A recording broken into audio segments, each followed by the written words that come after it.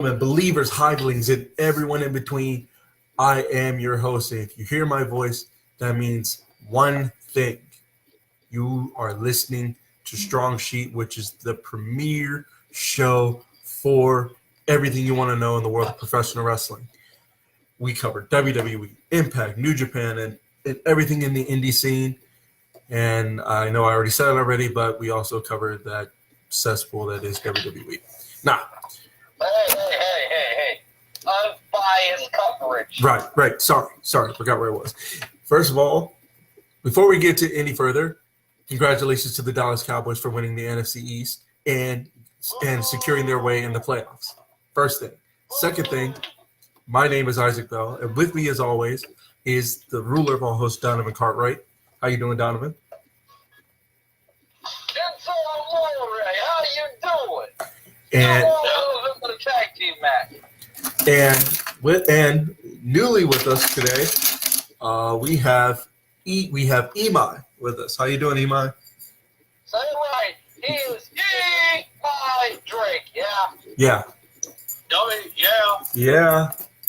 And also joined alongside by Imai is the Purple Heart in his basement, Mr. Hubbard. Oh, for God's sakes. Right. Come on, Imai. Come on down to the basement. Show you my popsicle.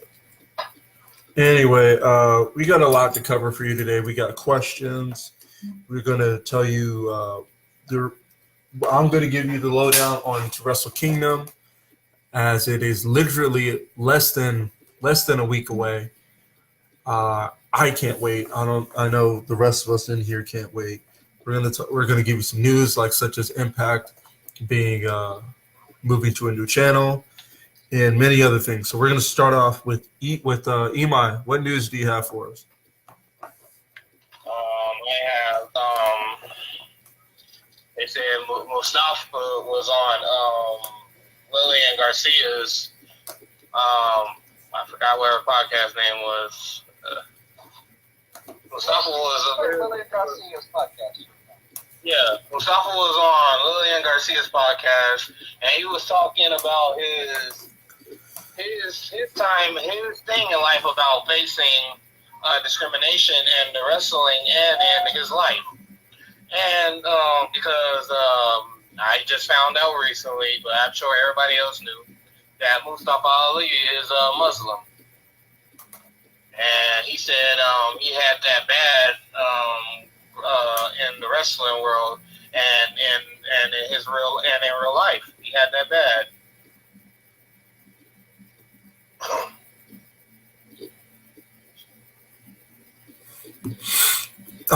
Shame, man. Yeah, it is. It's a discrimination is something stupid. Nice. Yeah. Good job.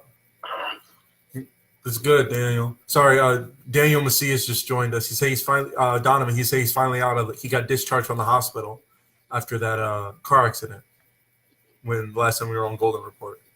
So that's really good to hear, man. We're glad you were safe. Yeah. Yeah. No, he just got discharged today, so that's good. That's good. Welcome to the show, Daniel. So, but that's a shame about Mustafa, because I feel like that's one of those things. I don't feel like I'm pretty sure it's one of those things where it's like, as no matter how good you are at what you do, people are still gonna hate for stupid reasons. It's literally what that is. It's all it is. Especially in this. It's a heritage thing, man. It's not Yeah. like the man's going out there with bombs strapped to him. Shit. Yeah. I mean, he's got the only thing he's got rockets strapped to his feet for all the 450s and aerial assaults and aerial attack, high flying style he has. But other than that, that's the only thing he has rockets strapped to. Nothing else. Yeah, I mean, you have to have rockets to keep up with the god of gravity, Greg Metalik. That too. So. Greg Metalik is my favorite 205 live wrestler. At me if you have a problem with that. Yeah, but it's hey, Isaac. Yes. Isaac, question. We got a fan question. Okay. Somebody asked, what would you think of Will Ospreay versus Grand Metalik? I'd be interested to see it. Really, I really would. I feel like Will Ospreay would not be able to catch him, and Will Ospreay would probably get injured trying. Yeah, I feel. Yeah, I mean, I don't know, but it's one of those things where it's like you got to keep up with the guy you're wrestling with. You know, I'm scared. especially. Will Ospreay, like, no joke. I'm so scared because he's getting real injured, bro. Yeah, that's the one thing I'm worried about going into the match at Wrestle Kingdom. I don't want any of them to get seriously hurt, but I feel like it's inevitable. I don't think Ibushi is his style. I don't think Ibushi is going to hurt him. But I feel like that Ibushi's style. You mean his striking style? Will Ospreay. Well, his striking style and his high flying style. I feel like Ibushi is going to play to keep him grounded. Yeah. Ibushi can't think high flying is going to be good. It's going to be a good idea against this dude. No. If anything, the thing about Ibushi, I know we're kind of off topic, but the thing is, like, Ibushi, he's an all-around wrestler. He can do everything. I'm not saying this because I'm a fan. I mean, in the sense, like, he's not great at everything, but he is based on everything. Like, if he is not a mat wrestler. Can I clarify? He's a striker, but I'm saying I know he's not a mat wrestler, but I'm saying at his basic form. At his basic form. He's not I'm not saying he's Zack Sabre Jr. out there. I'm saying he's at its basic form, he can do certain things. But if anything, with him being a former kickboxer, he kind of installs that into his style, especially when it comes to ground game. His ground game is kick your ass, knock you on your ass, tell him to go ahead. Okay. All right. Anyway, what else is it? Is that the only question? Well, I'm just saying I think it'll be a good match. Any other questions in regards to that? I'm not bitching, and I'm not harassing you, Isaac. I'm just saying, like, if Bushi is a specialized hybrid athlete between, he is a striker because there are a lot of strikers that have been high flyers too. He's a pure hybrid between martial striker and high flyer. He is a pure striker. Yes. All right, Eli, what's next? We got Carmella on her babyface run and not being afraid of making a fool of herself.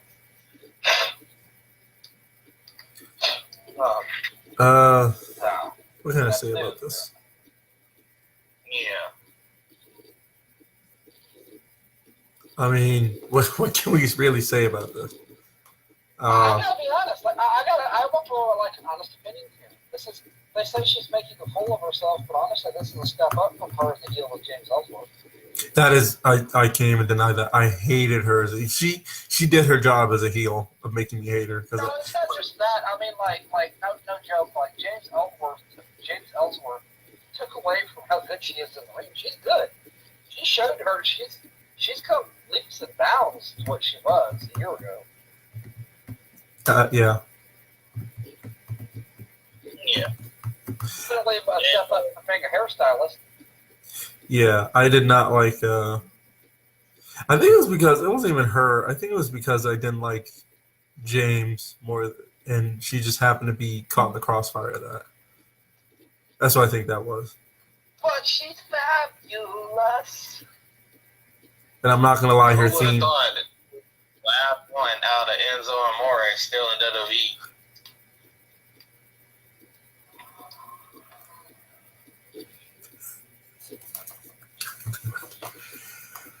Oh my gosh. Like literally, if somebody was to tell me like, oh, Carmella's going to be the last one out of Enzo Amore and Big Cass still be in WWE, I would not.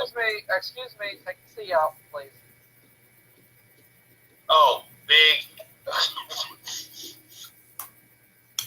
Hey, he coined it, so you got to do it. It's Big Ass. Yeah. Yep. Which is about how we felt about his wrestling. Because, in 2018, that's what we wanted to see.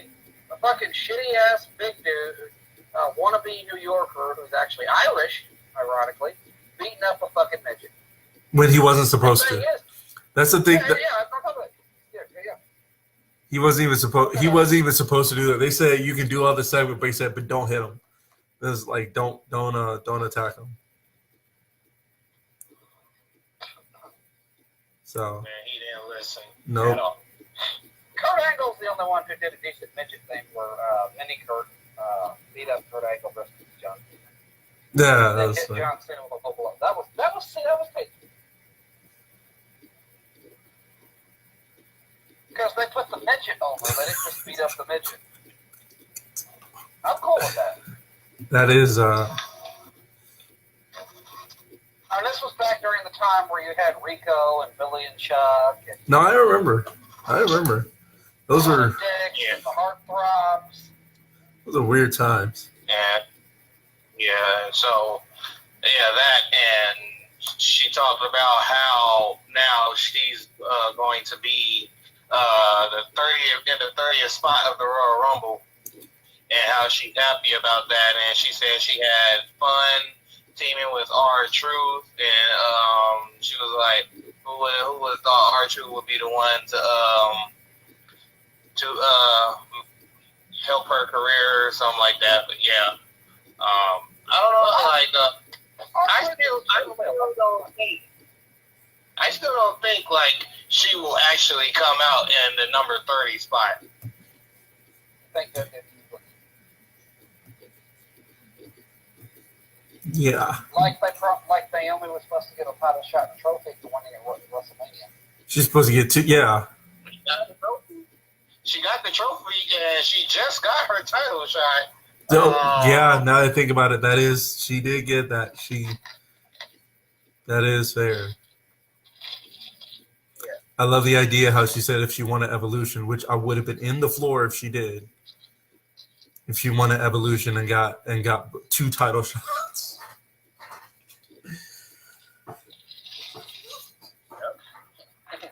She loses. I get to say so again. Oh, God. You know what would have been even funnier because she made that comment and WWE didn't like it? She gets both of her title shots on the same night. So Asuka kicks her ass and then Asuka kicks her ass again. The fans would not be happy with that. No. Really, I'd be in the crowd cheering. Asuka kick her ass. Destroy her ass.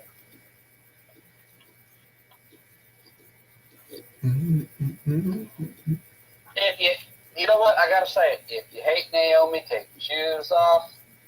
Oh, it only works Taking my with shoes off. it only works with Zach Gibson. It only works with Zach Gibson. It doesn't sound right with anybody else. Yeah. It really doesn't. Like I've tried to hear it for other people, but whenever I hear it for sections, I say it's perfect. I can't hear it for anybody else.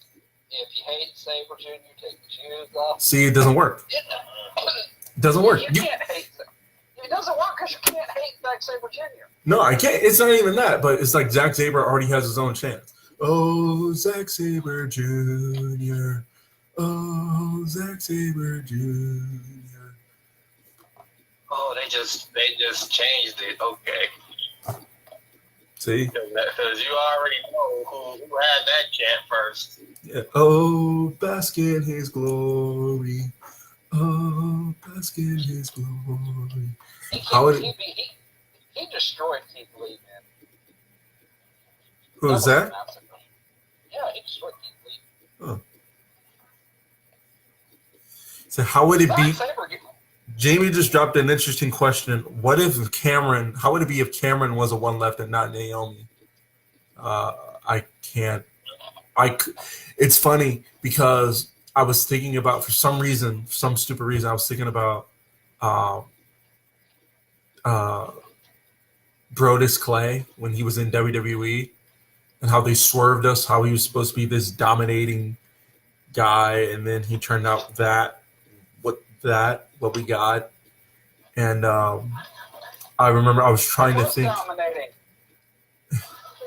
I was trying to think of the other two who were his dad. I was trying to think of the Funkadactyls. I knew one was Naomi, but for the life of me, I cannot think of the other girl.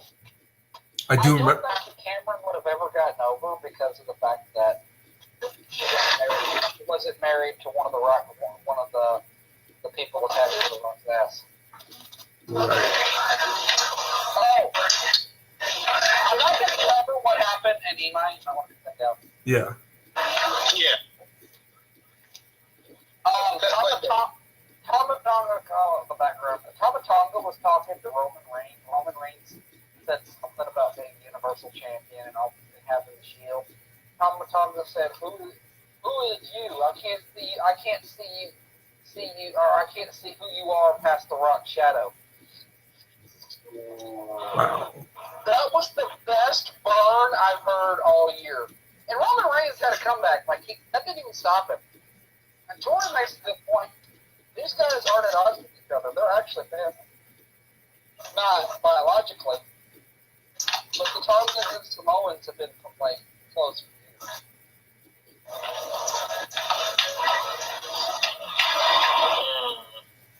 I imagine so. Hey, Isaac, Yes. what do you think about that comment about it, how he can't see who Roman is past the Rock shadow? I mean, I say it's inaccurate, but he's made his own stage beyond the Rock. So, but I feel like just one of those people you're not gonna be able to look past. I am going to ask that question later. That's actually a question I wanted to ask before we get into questions.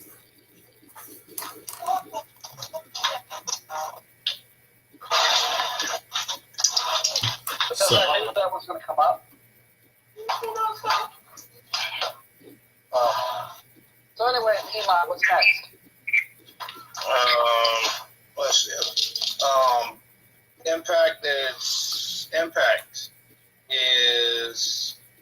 Impact announces new network leaving Pop TV in January.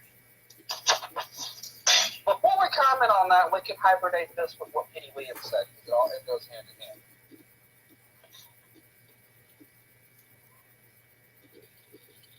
So What what did the Canadian Destroyer say? what did he say? Anna, what? Come on, Eli. Eli, that's your question. What did Petey Williams say? We're gonna combo this with what Petey Williams said. Yeah, what did Petey Williams say about Impact moving to Pursuit? PD said, for Pursuit TV, that's a big network because SmackDown was on it, and then he said he heard you hear all these these other networks like WGN, Sci-Fi, and because SmackDown was on the Pursuit channel. It was. What's your guys' opinion of that? I'm just glad it's still. I only watch him. I just Impact is going to succeed. I don't care what channel it's on. It's only going to get better. That's what I think. Yeah, I mean, it's getting better. And they're getting good talent. Yeah. They've got a pretty stacked roster. Yeah. Like Impact is still going to continue to get better because not only who's running it, but the thing is people are finding ways to watch it. Like me, the live stream I watch it from is on Fight Network, which is based in Canada. So that's how I'm watching it. So, but the fact that it's one of those things where it's like it doesn't matter where it is, it's still gonna do well because people are still gonna watch it. Hey, bye. Yeah. It said like 3-0 something. Hold up. No, what's your opinion of that?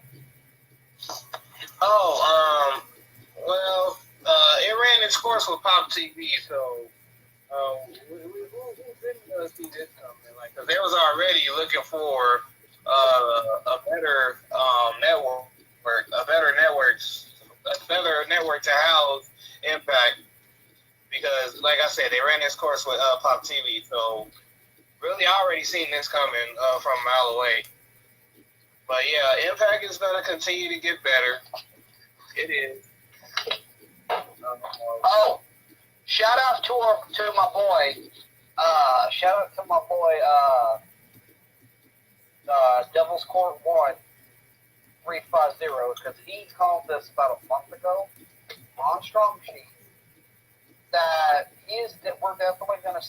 You know, it wouldn't surprise him when they announced this that Impact was going to move to Pursuit, which was owned by Anthem.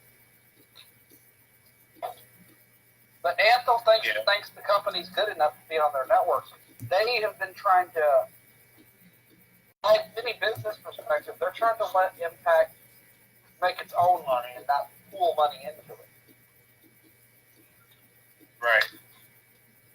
So, I mean, for anybody that had any other expectations of this, Actually, that's really smart. Now that I think about it.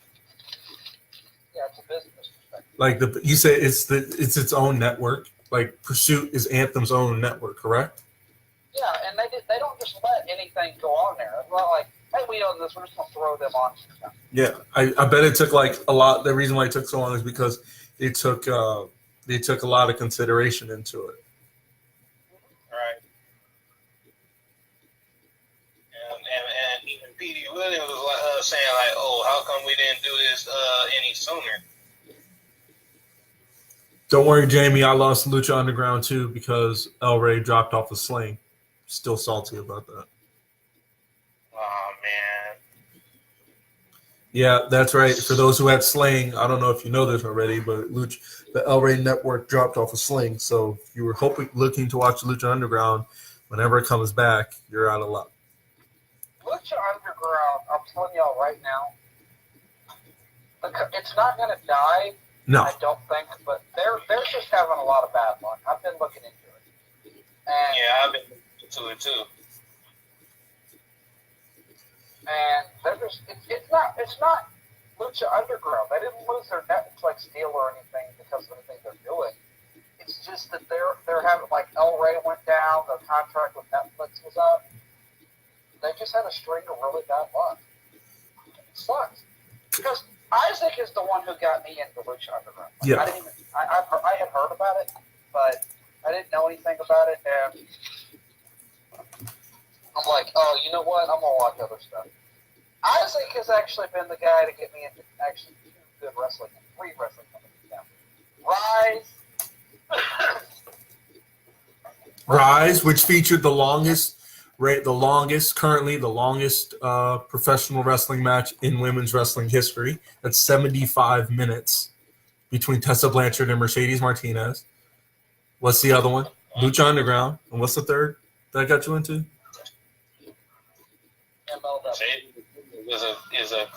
Is a great competitor.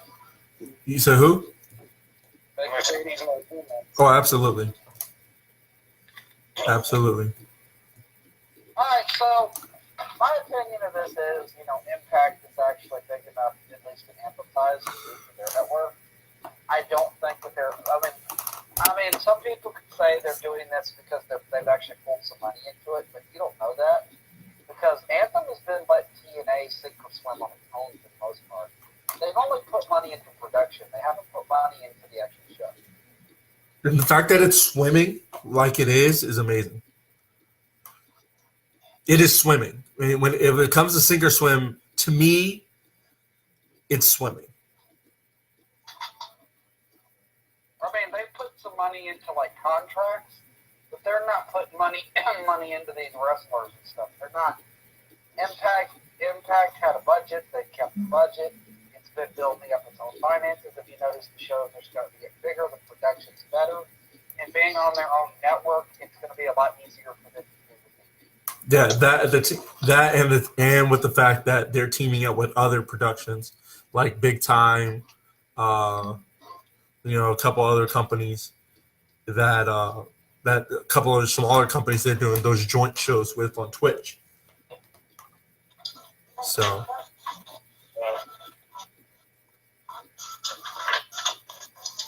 If Impact was smart, they would try to team up with Ring of Honor. I think there was supposed to be an invasion angle on either Impact going to Ring of Honor and invading them, or Ring of Honor going to Impact and invading them. That has not been confirmed. That is a rumor. I've seen that 3 or 4 times. and I'm trying to There's no viable source for that. I'm trying to figure out the logic behind that anyway. Like, Well, it would be like GFW invading Impact. That's really because remember before TNA was doing that with Ring of Honor, they were merging. Right. I mean, they did it with Lucha Underground. They've done it with a couple of other things. They did it with House of Hardcore. So it would, with the way Impact is now, it makes sense. But I can tell you right now where Impact is really hoping to get their egg hatched. where is that? New Japan. I mean, they got Don Callis. It's pretty obvious that and they've approached Jericho. They want Jericho to pick up there.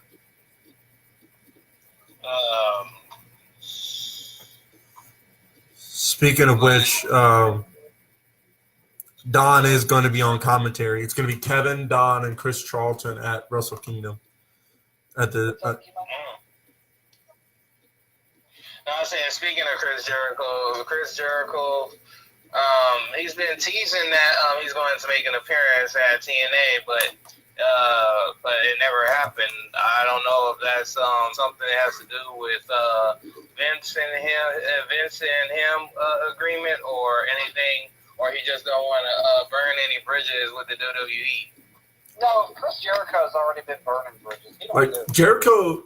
Jericho did a cruise by himself and invited like half of the indie wrestling world and Rey Mysterio, who apparently was there. Not apparently, he was there. He was already under contract to WWE. He appeared at All In. He's been in New Japan. Where else has he been? That's it currently. Yeah. If Jericho could go anywhere, Jericho is like, he can literally go anywhere he wanted and nobody can say shit. Because what are you going to say? Right. Okay. What are you going to say to him? Also, speaking of All In, Neville turned down an appearance at All In because he didn't want to make his post WWE appearance at All In.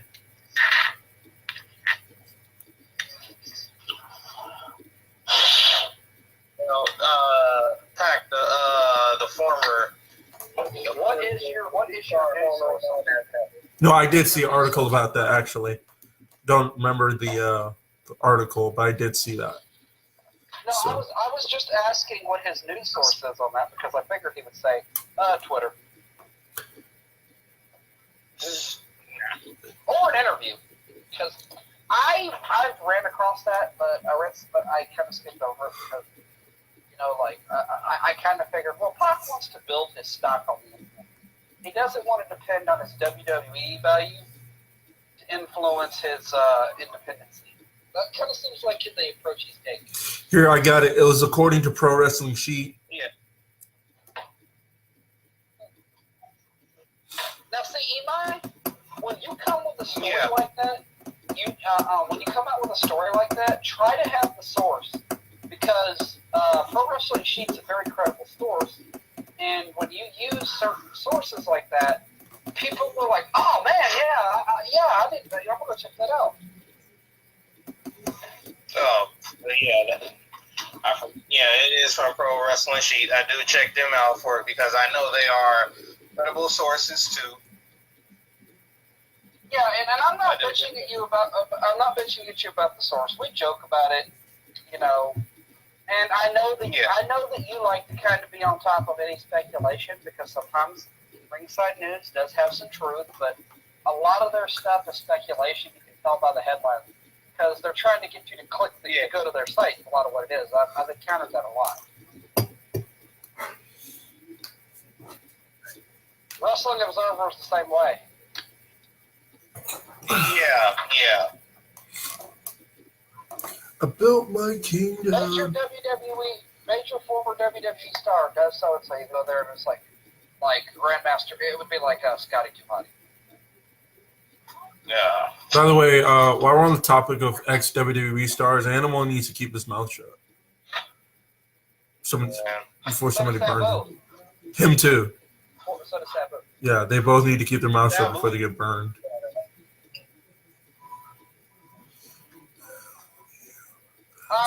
Next. Question, real quick before we get to the next story. Isaac and Imai, does anybody remember what the fan reaction was at ECW or at a house show after ECW went under? When New Jack would come out, what is the fan reaction to him? You got me. Imai? I'm gonna guess and say they booed him. No, let your fuck out of it. No, all the people around you would tell you to hide your wallet. Huh.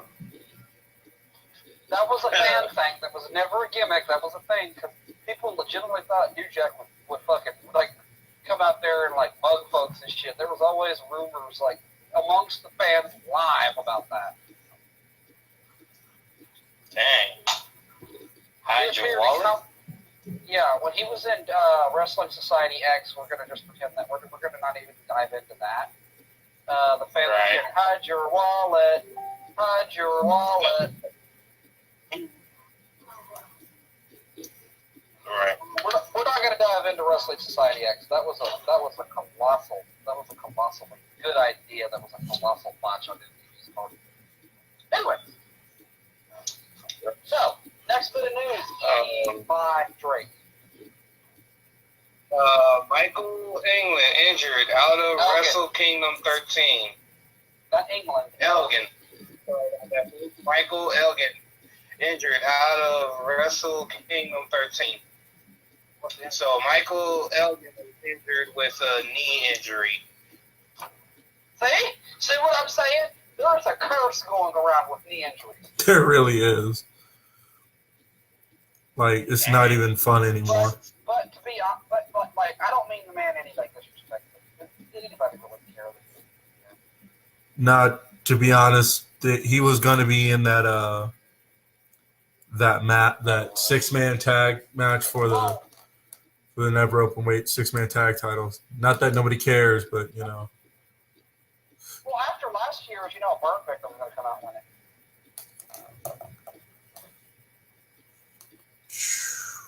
I mean, I should not be so like downing New Japan, but after last year, I fully expect a fucking Burn Victim to come down and win it.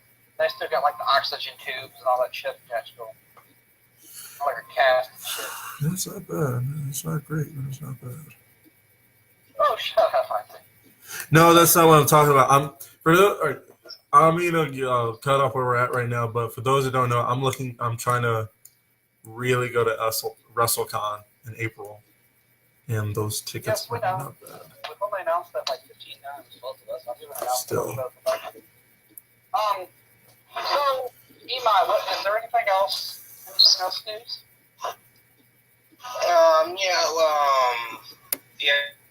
I have like two more. Sami Zayn Sami Zayn apparently is not even close to returning. Talks life after wrestling. So Sami Zayn is saying he's not close to returning.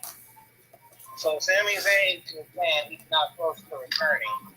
And he says basically he's been out for 5 months and doesn't miss WWE.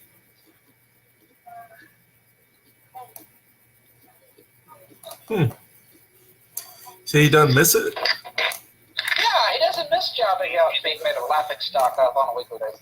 Yeah, you got me there. I can't even. I mean, it's very hard to say that when El Generico did a lot worse.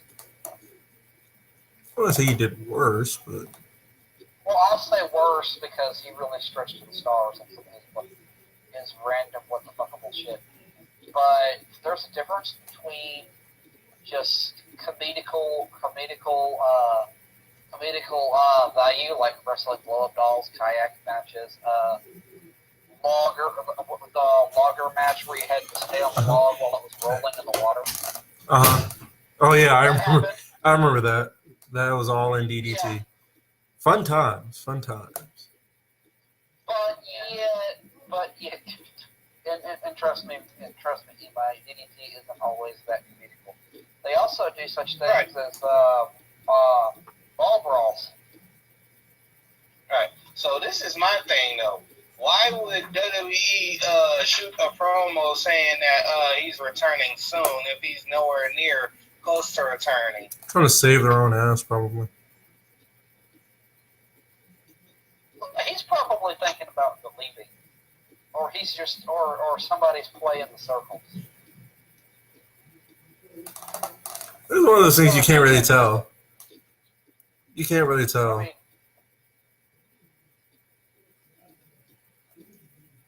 You know? Yeah. I would love to see him go back to Ring of Honor from New Japan. Yeah, me too.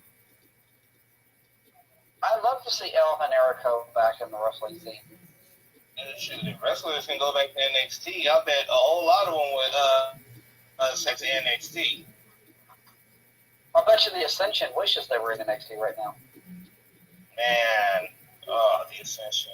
So yeah, we'll get a title shot. We're going to job on people that are ready to fight. We say job, yeah. Such a shame. Like I said, there's two WWE superstars that already have accepted AEW contracts, and they might be leaving in April, but we do not know who those two superstars are. Hey, Imai. Yeah. I have a question for you.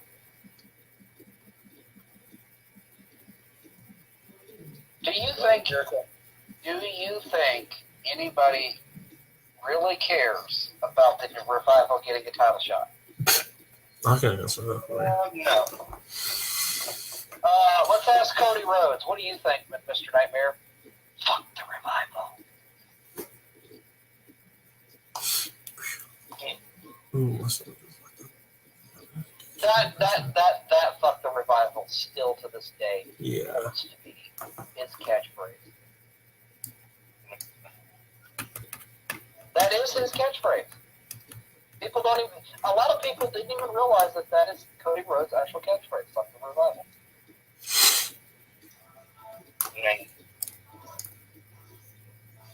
Jamie says he cares about the Revival getting a title shot. You know, well, I care about Bobby Roode. I care about Bobby Roode turning heel and becoming the Universal Champion, but we're not going to get that. Yeah, you got me there. They're slowly building towards his heel turn because they want him to be in a partnership with Chad Gable for a while before they actually push his heel turn back. Hey, Eli. Yeah. They're going to keep him face until Jason Jordan returns. Oh, I'm sorry. God dang it. If that happens, man, then that's out of luck. I'm sorry. Jason Jordan, that bad move that happened really messed him up. Speaking of Jason Jordan, him and Tyson Kidd produced the women's gauntlet match.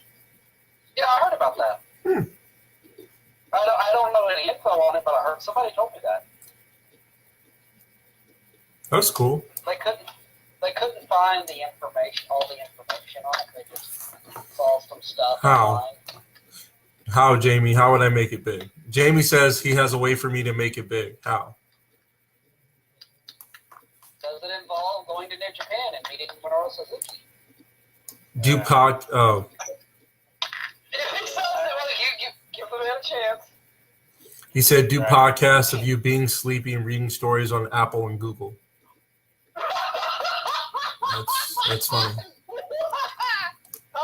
I love KB, man. I That's funny. fucking love Jamie. And you know what's really terrifying about this dude? As entertaining as he is, you realize that he knows damn near just as much, if not just as much, as Tori does. Well, I know. I'm sure. Nope. This dude him and Tori can fill in each other's blanks. Where one doesn't know it, the other one does. I just really appreciate how good Jamie is to us. All right. Last story. Eli Drake got injured with a steel chair and a sledgehammer by that crazy clown bastard. No. Last story. Ken Donne, a.k.a. Kenny Dykstra, reveals when he was booked to win the Intercontinental Championship. How did that work All out right, for so- him? Know that he had to match with Ric Flair for the Intercontinental Championship. And ironically, that was some good booking, bad usage. Yeah. And he revealed that it was supposed to happen on New Year's resolution. New Year's.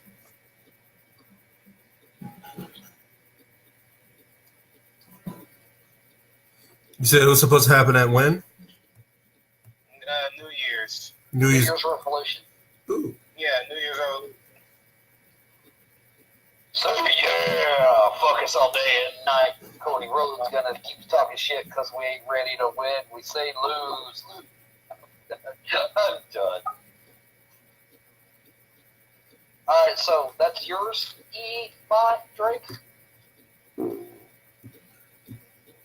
That's exactly what I think of most of WWE's writing.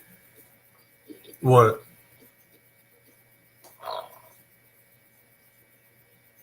All right, so Ema, you done? All done.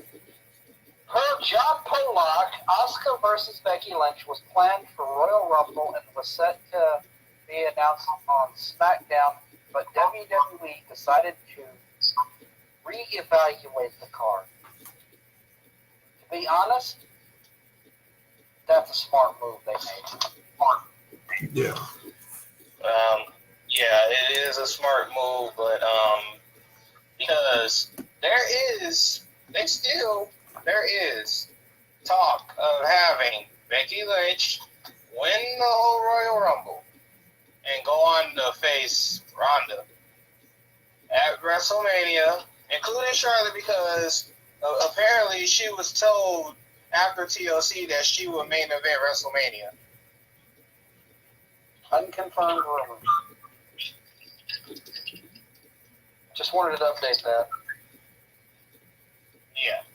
I'm not bashing you. You're just reporting what you read.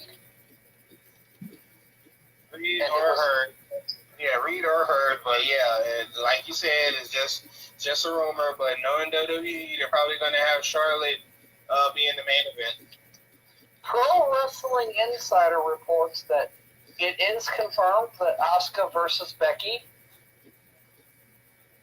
is not completely out of the cards between now and WrestleMania. So Becky may not even face Ronda at Mania. Yeah, they're still going to go forward. They've had that plan for months, but they may still pull the trigger on Becky. They may still pull the trigger on Becky versus Asuka for a rematch clause at some point. They're just keeping it in there in case they have to change plans. Right. I'm on the show. I'm on the show. I'll do it in a minute. I'm feeling it tomorrow. So yeah, I just want to jump in. And now, I mean, we've all heard this one, but we're going to get another one. According to the Wrestling Observer, Uncle Dave, Velveteen Dream may be in hot water after trying to get the fans to protest his lack of being called up. Which I just view that as more so trying to get pander to his fans more than him, because he's not really pandering it. But I feel like He may be in trouble. I don't know. We don't know anything outside of just the rumor. We don't know. Yeah. But this is the Pro Wrestling Insider who has backstage information. So there is validity to he might be in trouble with someone. But again, it might, not is. Well, I could actually see that because they made Lars Sullivan delete his tweet. So what he said about the other call-ups. Well, he probably deleted those just to avoid, backlash because he was getting burned like crazy. I gotta cover this. After this year, I think anybody would want to avoid another backlash. Man. Backlash was terrible. Yeah, we all know backlash was horrible.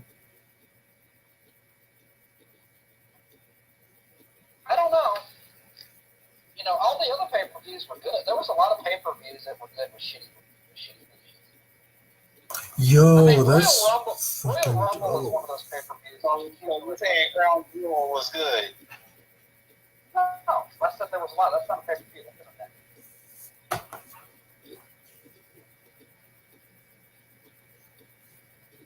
No, but I know how much, Eli, I know how much you enjoyed Super Showdown. I only enjoyed Buddy Murphy finally getting his due. I actually enjoyed the wrestling quality on that show. It's actually better than WWE's normal wrestling quality. Yeah, but I thoroughly enjoyed Buddy Murphy finally getting his due.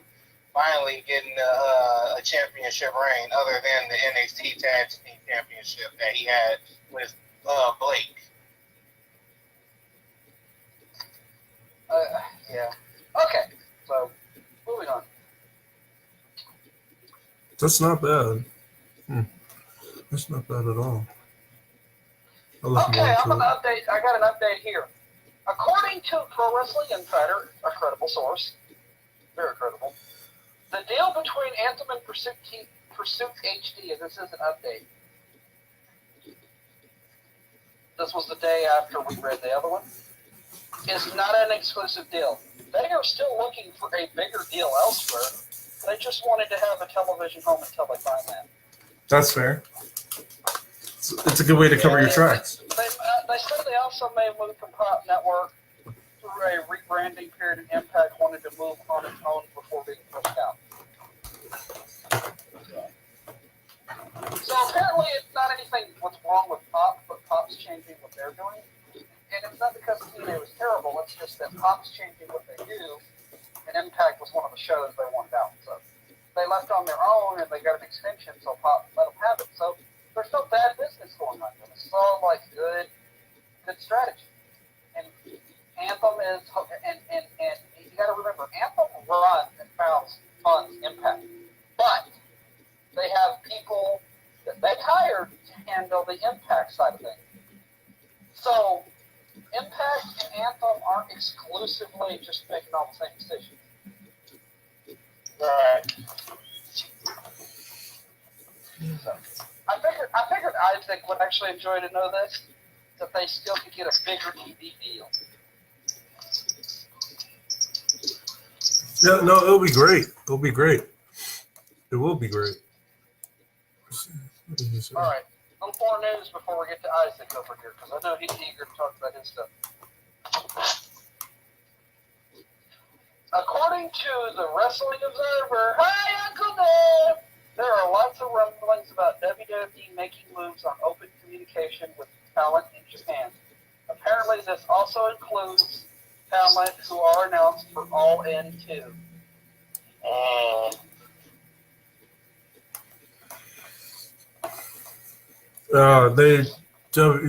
I hope whoever they're talking to turns them down because they have better things to do. I mean, if you need the money, I'm not going to stop you, but you got to think about your career. That's all I'm saying. It's either career or money. Exactly. One. Exactly. Most of the Young Bucks and Cody Yeah. were making like thousands of tens of hundreds of thousands of dollars. Here's the interesting thing about that. Most of the money they're making off of isn't wrestling. It's merch. Most of it is merch. The wrestling is extra. They have a book. The children's book they wrote. All, like I said, their merch. Exactly. Their merch, even their old merch, even their merch when they were with the Bullet Club is still selling like crazy. That's selling like crazy. Their new elite shirts are selling like crazy. Their children's books selling like crazy. And then people want them to come wrestle. I mean, it's not even that they're betting on themselves. It's just that they're betting on themselves and winning. You know. Got to bet on the winning horse, but they're also businessmen. They know how to sell that merch. Exactly. It's like they know what they want. Apparently, unlike Shane Strickland, all he knows is he wants money. He just doesn't have it in his head that his wrestling career is over. I'll say I'm just saying, think about it. I'm not going to sit here and tell, I'm not a wrestler, all right? I'm not going to tell you, a wrestler, what to do, you know, a wrestler. I'm not going to sit here, somebody who's never wrestled and all that. I'm not going to tell you what to do with your career. But I'm saying, if you want to have, if you really enjoy what you do, then, now I'm not saying you can't enjoy what you do while making like a lot of money off of it. I'm not saying that. But like right now, if you look at the way WWE is booking their guys, it's like not, and girls, it's like it's not. It's an overwhelming like cesspool, and I mean like it's like there's a lot of people over there who they're over there, but they may not be there. Like they could be hot right now, but in like another year, they're going to be at the bottom of the totem pole. You know, which is why literally every wrestling fan's biggest fear right now, like Matt Riddle, Keith Lee, Velveteen, ACH, Shane Strickland, Martinez, all those guys, all these newer class that they just Io Shirai, maybe I don't know, maybe. Probably. Here's the thing. My point is, all those new class of guys they have right now, 9 times out of 10, let's just say 9 times out of 10, 9 times out of 10, they're not going to get used in the way we think they should be. Say what? I say we got the first superstar that went to the main roster. He's now unhappy again. Oh, who is it? Andrade. See? For those that don't know who Andrade is, this is WWE Nation, and he's unhappy with his status in WWE, and I totally agree because, like I said, he should have been had a shot at the WWE Championship. I disagree. It's with way that. too high. He shouldn't have had a shot. He should have worked at it. They should have been using him in a role because he was just the NXT champion. They're not going to make him La Sombra. They should have built him into a star. Jamie, I'm sorry, they're not going to make him La Sombra. Not in WWE. They're not going to do that. No. Even though he wants to bring the mask back. He wants to bring it back. They wouldn't know what to do with it. I'm sorry. Just let him have creative control over it. He'll tell you how to use it. Well, they don't. Okay. Well, they won't listen because I imagine. You know what? I imagine. Y'all want him to be La Sombra? Go talk to Brian James on Twitter. Yeah, because I imagine Matt said the same thing. Well, Matt was on Raw, so that was doomed to fail from the beginning. So I was gonna say, well, they should have let Matt have.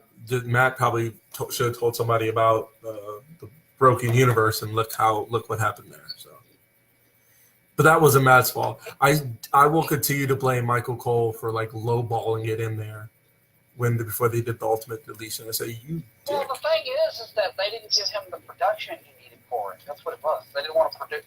Vince didn't even want to sacrifice any production for that. No, I'm mad. It's like it made it worse. Like it wasn't bad. I don't care. The ultimate deletion, I loved it. I don't care. No. That was Broken Universe was great. Woken was not. No, I'm saying the ultimate deletion. The ultimate deletion. Not everything after that. The ultimate deletion he did with Bray was great. I love that. I do. House Hardy was great. House Hardy Halloween special. Oh, that was great. But what made me mad was before it came on, Michael was like, "I'm sorry for what you're about to see." I was like,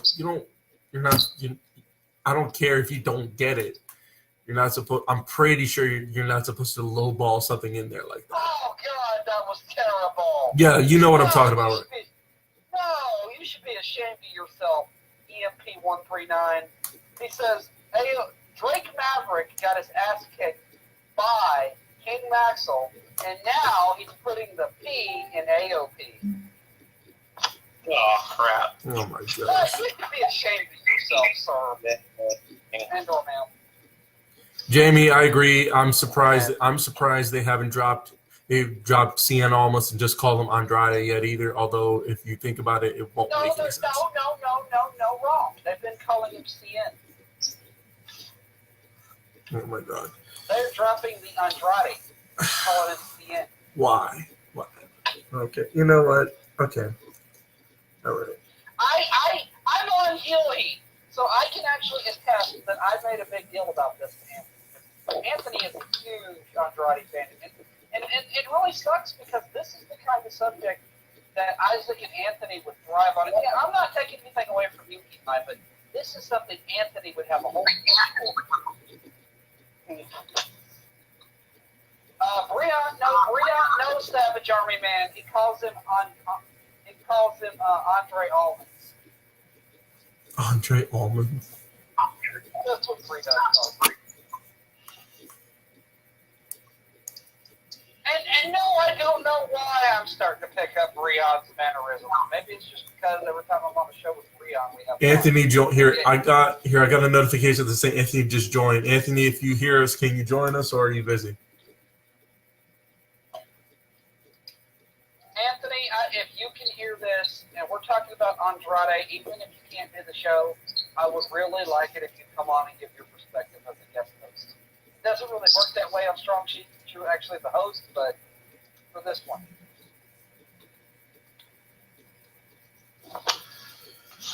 Anyway,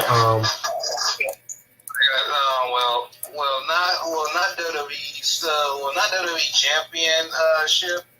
Probably I do go back on that and agree with you on that, but he should have been had if there was they're treating him as a mid carder right now, so he should have been a Universal Champion. okay, that's really high. And Universal, no, maybe US. Oh no, I'm sorry. Wait, no. I mean the United States champion. Sorry, I messed up. He should have been United States champion. I was honestly waiting for that myself, to be honest, but they didn't do it. So, but then again, Nakamura is a heel and Andrade is heel. You know. So. Anyway. That's really all I had for rumor roundups, but I do want to hit this Andrade comment. I love this dude. I do. Yeah, Andrade is like shoot. When he first signed to WWE, I was happy for him but now that I see how WWE is treating him, I'm like, man, he deserves better. You know what he deserves? He deserves to go to Japan and join Los Ingobernables. Hey, what? I think De Japón. I could just hear it now. Naito. Bushi. No. Yeah. Evil, Bushi, Sonata, Hiromu, Shingo. La Sombra y Naito. Evil, Bushi, Sonata, Hiromu, Shingo, La Sombra. Y Naito. Nosotros, los ingobernables. Hey! Ha! Oh! See, and I would love to see Andrade as La Sombra in Japan. That would just be like the kick-up right there. No, plus everybody in there already plus everybody in the faction already wears masks anyway, out to the ring anyway. Don't wrestle with them on, but hey. Well, except for Bushi. Yeah. But. And I don't see why Andrade couldn't wear the mask too. Exactly. And take it off. Take it off if he wants to. Yeah. Why not? Also, I love Bushi. I just want to state that I love Bushi. Yeah, who doesn't love Bushi? Bushi is entertaining as fuck. Rocky Romero hates Bushi for some reason. Rocky Romero hates anybody that's not 100% babyface. You got me there. He really hates Gato though. Like he hates Gato. But yet, he does all he hates these motherfuckers, but yet, when these people they use dirty tactics. Sneaky. No, he refers to them as sneaky tactics. But the point stands, when he's a commentator, he's a babyface commentator, but when he's in the ring, he is a face using heel tactics. I know, it's weird. That is weird now I think about it. Huh. And nobody calls him on it. And I'm sorry, but things like that amuse me. Weird. Or as Isaac once put it, I'm childish.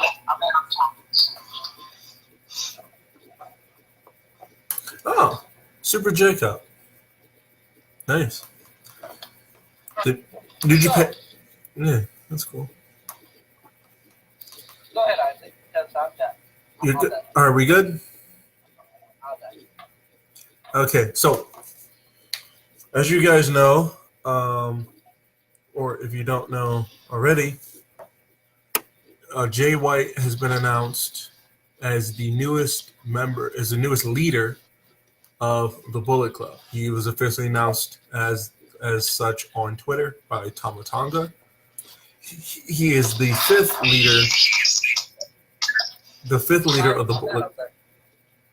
He's the fifth leader of the Bullet Club, and as preceding, he is succeeding Kenny Omega as the leader after a coup taking place on July 7th at the G1 special pay-per-view when the Tongans essentially kicked out every single member of they kicked out Kenny, Cody, Hangman, Marty, the Bucks, Yujiro, and Chase. Kicked them all out of the Bullet Club. The young bucks. I said the Bucks. Yes, somebody said you gotta call them the young bucks. Yeah, okay, no. I don't. That's been a thing. I don't really know the pretext to that, but it's not gonna go a Monday show direction. Yeah, but yeah, they all kicked them out, and then they formed the Bullet Club Elite. However, on the recent Jericho cruise, they announced they are no longer in the Bullet Club and are now forming the Elite. The Elite. I didn't do that right, but you see my point. Elite. Yeah. So now they're on their own thing. Actually, as a matter of fact, speaking of Marty is now out of the Elite as well, as he is formed with Brody King and PCO, Villain Enterprises. So Yeah. First of all, can I just say how great those four work together? yeah, they did work pretty great. I'm not even gonna lie. And then so that's what's going down there. Also in the world of New Japan Pro Wrestling, the people and the newest participants in the New Japan Cup. Well, this is just the poster. I'm not 100% sure if this is who's in it, but the poster has Ishii, Goto, Makabe, Okada, Tanahashi, Naito, Jay White, Suzuki, Sonata, and Evil. I'm not sure if they're going to be the same people who are in it, but you never know. Plus, that's going to be under new management by then too. Yeah, so You can't really. This is one of those speculative things, just by what's presented at first. But it has facts because it's actually presented. yeah. So that's one of those things you're going to have to see as time gets closer as to who's actually in it. But we don't You know know. who's not in it? Who? Kota Ibushi. Yeah, I noticed. So yeah. Anyway, the for the pre-show, the pre-show at Wrestle Kingdom is a number one contenders gauntlet match for a number one for the Never Openweight 6-man tag titles. It's going to start with Ryusuke Taguchi, Toru Yano, which is weird, and Togi Makabe. No, because we're getting Taguchi Chaos now. Oh, that's right, of course. They're going to take on the team of Yuji Nagata, Jeff Cobb, and David Finlay. And then I guess as the gauntlet match goes on, you have Chucky T, Beretta, and Hiroki Goto. Another team is Marty Scurll, Yujiro Takahashi, and Hangman Page. And then Davey Boy Smith, Lance Archer, and Minoru Suzuki. So yeah, that's what's happening there.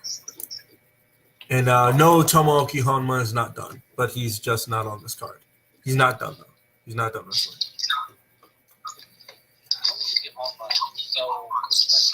Yeah, it's insane. So let's run through this card of Wrestle Kingdom right quick, which, as we've covered before, is ridiculously stacked. The first match of the card is Kota Ibushi versus. Whoa! Back it up there, Cujo. We did this Friday. Oh, that's right. Still, for those who haven't heard it. We don't rehash. Okay, fair enough. Anyway, that's all I got for as far as that goes. So. Eva, is there anything else you want to bring to the table?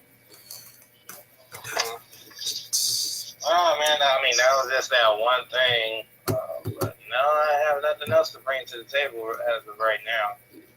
All right, well, Imai, I have some news. For everybody that's on the 2K19 Xbox side, Imai, what is your latest cause in the last week then that you have a lot of these people who are taking? So my latest calls have been I made Brian Kendrick's latest look from 205 live when he tag teamed with Akira Tozawa, and I am currently working on Marina Shafir and Jasmine Duke of the MMA Four Horsewomen. The Four Horsewomen. Okay, gotcha. Wow. The Four Horse. Somebody said the Four Horsewomen. Wow. You people. They said we can't stand the way that they're being used. They love Shane Baszler. Well, they just started. They literally just had one match. Yeah, they're the MMA Four Horsewomen. Okay, so are you guys ready to get into some questions? See, Isaac, I told you we were going to be that direction tonight. Yeah. Here, give me like 1 second. 1, 2.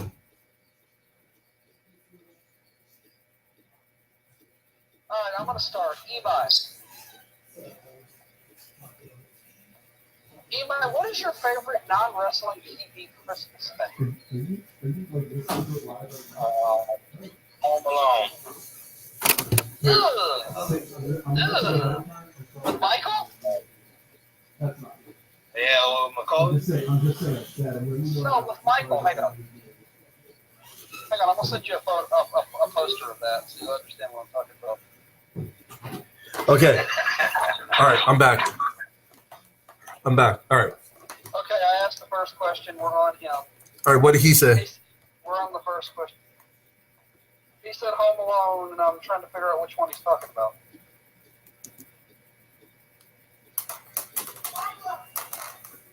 Don't start this bullshit. Just Googles. Let me see. What do you think? So, what Sorry. are you looking for right now, or? movie poster. I'm saying, do you have the answer already or no? No, I'm just sending him a picture. Are you talking about this one, Imai? No, let me see.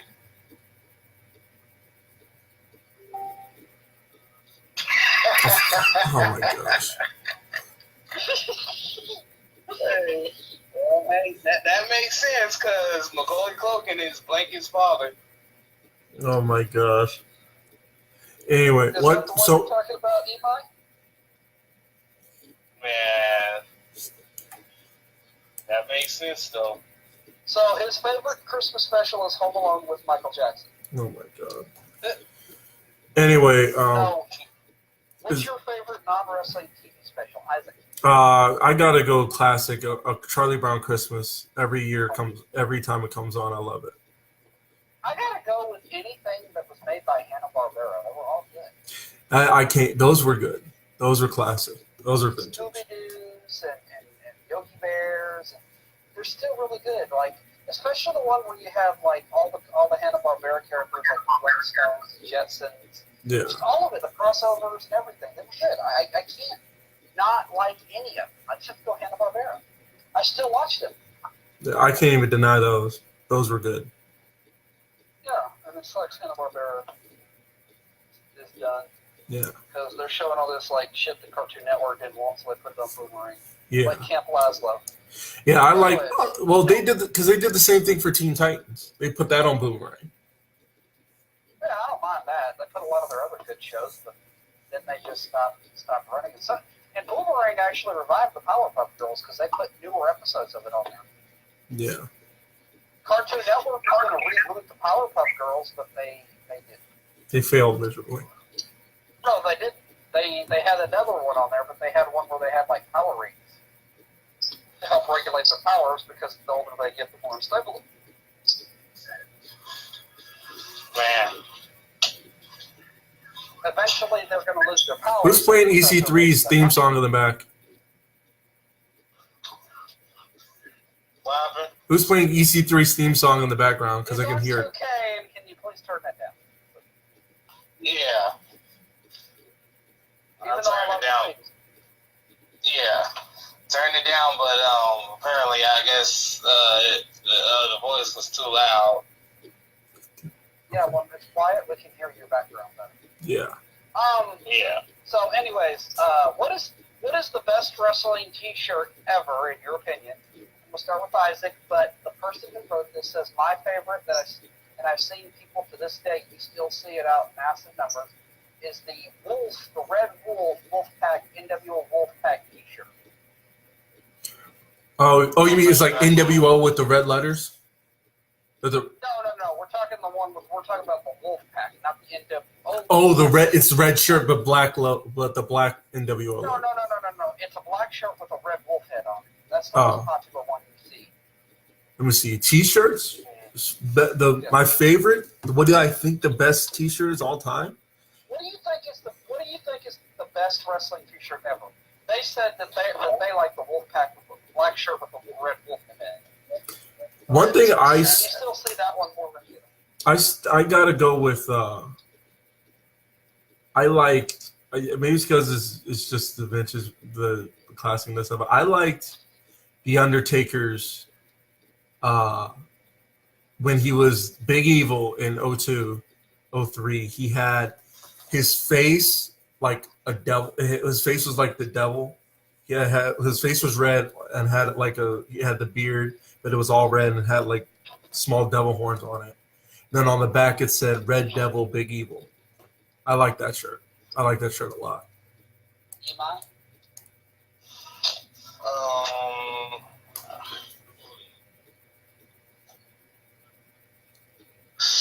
I gotta go with the I gotta go with this generation this year, this generation with Pete Dunne's shirt. I gotta go with the best shirt ever. And I'm trying to remember what shirt it was. Let me look, because I'm actually going to post it. Because I love this shirt. Who was it You by? guys, Who was it? it's Stone Cold. Stone Cold. He had some pretty simple designs, but he had some good shirts. Was it? The Stone Cold shirt was always good. Was it like? It's not the classic Austin 316 was, is it? No. Because I like the wet shirt. The wet shirt was pretty cool. You know, it had what on the front and a question mark, and then at the dot on the question mark was a skull. And down the back it said 316 on there. I like that one. What would you do if you were hired to write a sequel to E.T.?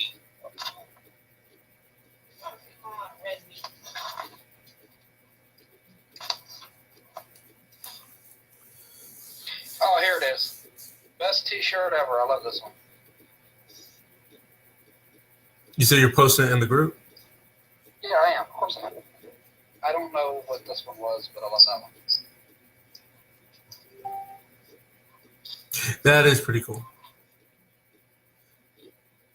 That's pretty cool. I can't even deny it. That's cool. So Put it on him at 19. so what else is yeah, that's cool. So what's the next question? Unless we're going too fast. Yeah, we're still good. We're like running good time. Okay. Okay, this one is going to take some thought. I already If you got were one. to take a 3,000-mile drive cross country, and every 1,000 miles you traveled with a wrestler, first 1,000 male, second 1,000 female, and last 1,000 tag team, who would you go with? All right.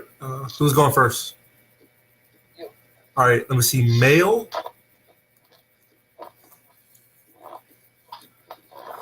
Male. This is because I saw it on Right along. yeah, Ride Along. Yes, I watched Ride Along. I love it. Male. I'm taking Xavier Woods.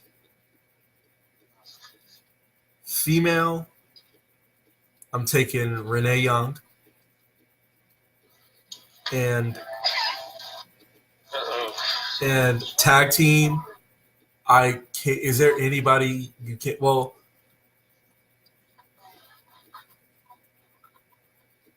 actually, here. Well, here, scratch that. Male, I'm taking. Male, I'm going with Elias. Or no, not even Elias. Dang, this is a Hey, good one. background. This is a good one, actually. Male.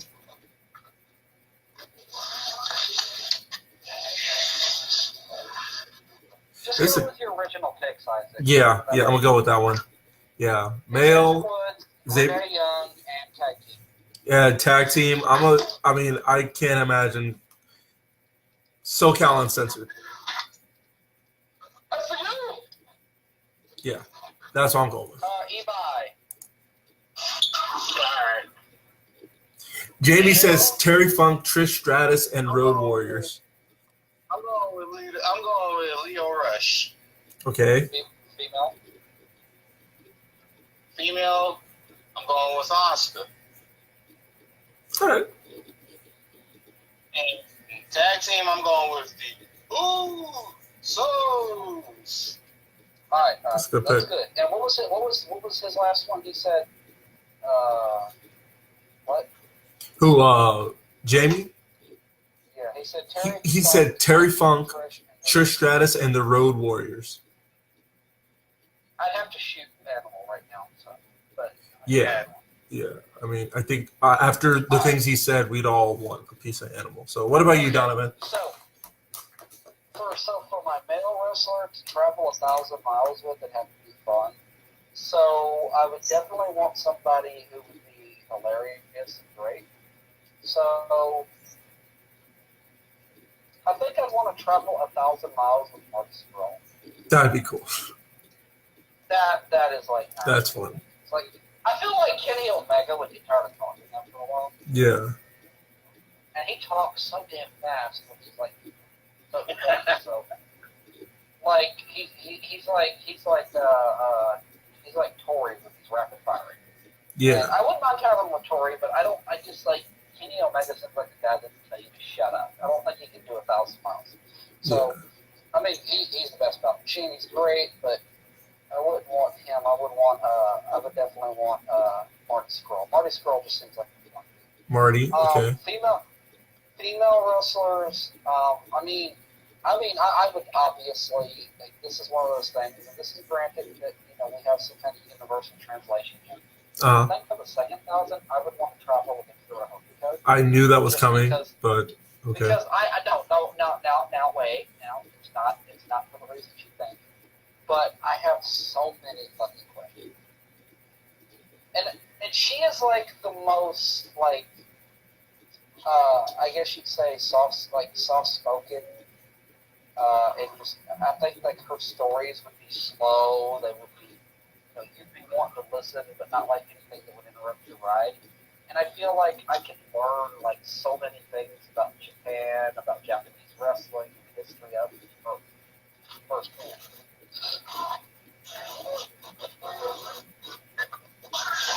So I would definitely want to ride 1,000 miles with Akira Hokuto listening to her talk.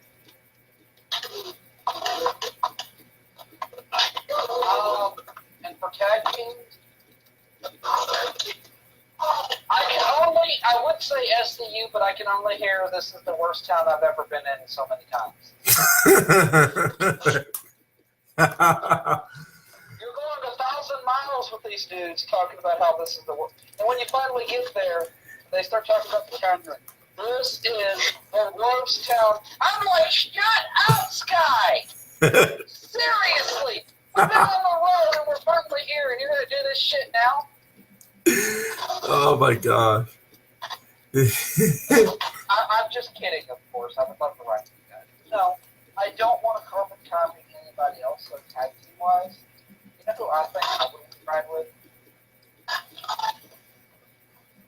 Who? And this is granted. I'm going to go with Suzuki Gun, Minoru Suzuki, and Zack Sabre Jr. Huh. Ooh. Again, all of the stuff that I have learned from these two. Yo. To be honest, Zack Sabre Jr. seems like a really cool guy, and Minoru Suzuki seems like so laid back out of kayfabe. So I would love to write these two. It's such a difference in personality. Yeah, here, Jamie. I saw your T-shirt. I saw your T-shirt selection. That's a good one. Jamie said his T-shirt selection would be Eddie Guerrero's Latino Heat Scarface style. Nice. I know, that is a dope one. All right, this next one is going to be really scary. Oh, boy. Because this is one of those questions where we have to devote more time. Imai, I'm going to let you start. What music festival would you like to go to, and what six wrestlers... with what six wrestlers and camp there? You have to camp there. It'd be like a 3-day event. You'd have to stay there. Okay. So, what music festival would you like to go to? It doesn't matter the genre. With what six wrestlers would you like to be there with? Give a little bit of a reason why you want them.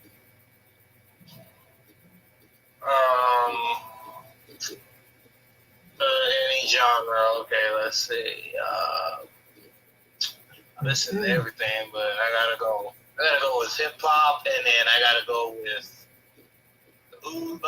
Jey Uso, Jimmy Uso, Biggie, Kofi, Xavier Woods, and Naomi.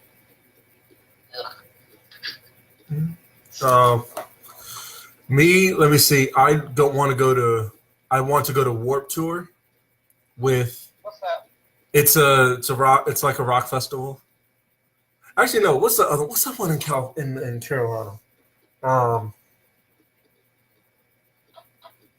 What is that festival in Carolina? Rock Fest? Yeah, it's something in South Carolina. Carolina Rebellion. Thank you, Jamie for thank you, Jamie.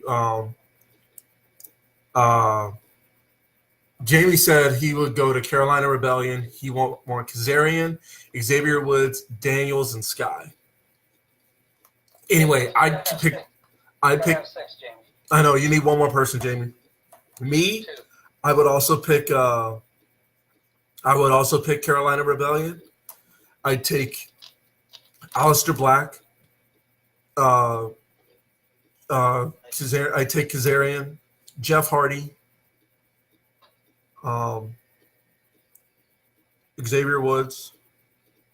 I would take Matt Riddle, For and the obvious reasons. I'm going to leave that to your imagination.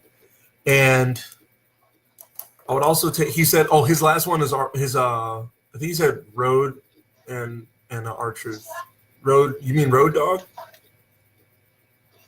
Anyway, like I said, so yeah, I'll go to Carolina Rebellion. I take Kazarian, Xavier Woods, Aleister Black. He might. Get loud back there. I take Aleister Black, Xavier Woods. Fuck, I can't remember who I said. Aleister, Xavier. How many? We got you, Isaac. Well, you know who I meant. And then I would. Rosemary. I would either go to Rocklahoma or Rocktoberfest. October Rockfest. in Okay. California. Okay. That big motherfucking outside venue. Okay. And I would go to the pit. That's what they call it, the pit. It's like, it has some of the biggest, wildest parties. And it's a 3-day thing. I would go with Elias, Okay. because if a band gets up there that I don't like, Elias could just interrupt them, start singing. Smash him over the head with a guitar. Yeah. Or just play his Oh, music ladies and because gentlemen, he's very good at that. My name is Elias Sampson, and this guy's son. Who wants to walk with who wants to sing along with Elias? I do, thank you, buddy. I would go with Braun Strowman. Okay. The dude seems like a really cool dude, and he can carry all of our shit. He's like, and I would love for some of these drunken fans to go, back off of my friends, or you're going to get these hands. Who else would you take? Hiroshi Tanahashi, just for the sake of seeing him air guitar to the rock band, because that dude is like into everything. I almost forgot about Tanahashi. Tanahashi. I would go, I feel like it would be the funniest thing ever seeing that. it would. Yeah, and I would definitely take him. I would want Hiromu Takahashi, That would be fun. just because he would probably have sock puppets of the band. That'd be great. So- And also for the record, he's a damn good artist. He can draw. I know. I figured that out at the Best of Super Juniors. For my last two, I would get Shayna Baszler because she has great taste in music. Her theme is dope. And, Her theme is cool. and no, her in general, she has great taste. And for my last one, I would probably want Thomas Tonka. Wow. Okay. Because if we get into a fight, Tama Tonga just start kicking some ass alongside Braun Strowman. You're Yeah. gonna get these hands. Who the fuck is you? Get the hell out of here. Yeah. And then he calls in the Bullet Club, and they start beating up random fans.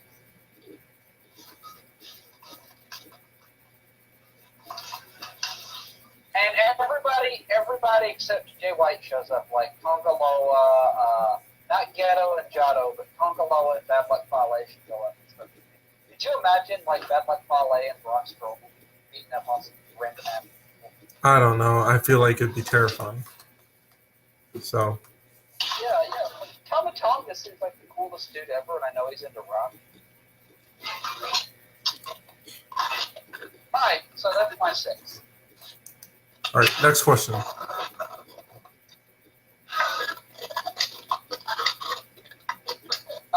If you remade National Lampoon's Christmas Vacation with an all-wrestler cast, who would you cast in what role?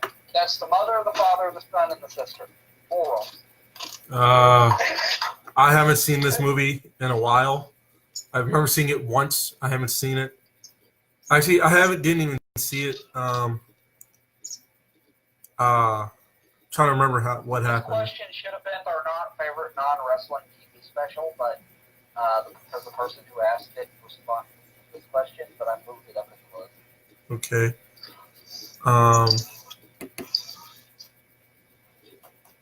Alright, so Imai, how about you?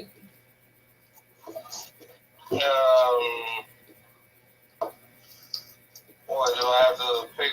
Do I have to pick superstars?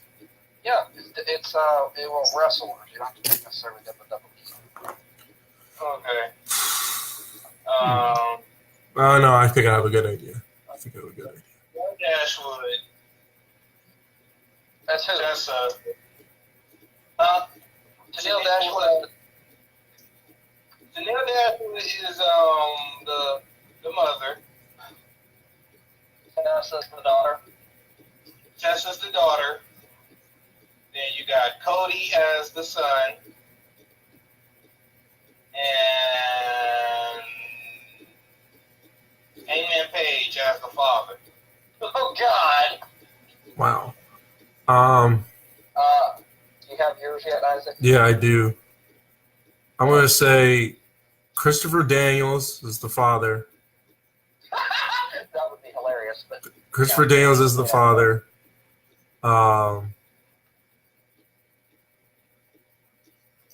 I say Paige as the daughter.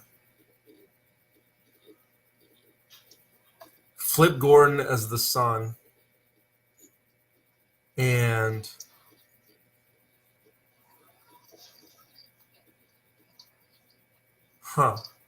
Madison Rain as the wife. As the mother. that's not even a bad answer. I would have to say, for the father, Joey Ryan. Oh my god.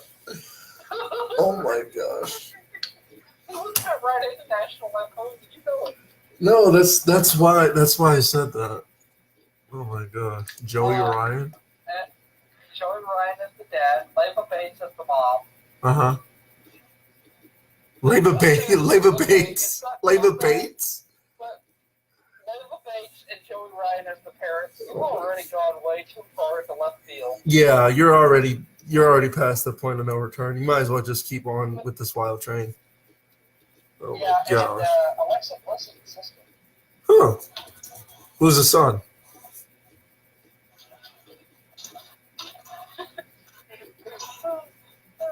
Okay, and for the son, Toro Yano. Wow. Okay. So you just No. He's too old. Colt Cabana. okay. So yeah, that's cool. That's good. Jamie says Daniel Bryan as Clark Griswold, Brie Bella as the wife, Alexa Bliss as the daughter, and Zack Ryder as the son. That's not bad. It's really not. Wild. Like mine was wild. Like I'm going more national Lampoon. Let's just. I apologize for that. I love the vacation series. It's fun. He said Leva Bates. As soon as you said Leva Bates and Joey Ryan, I said, okay, we're kind of steering off right now. No, that's actually perfect. I mean, this next question is definitely going to make that last one sound good. All right, what do you Who in got? today's WWE would join the Kiss My Ass Club? I Imai.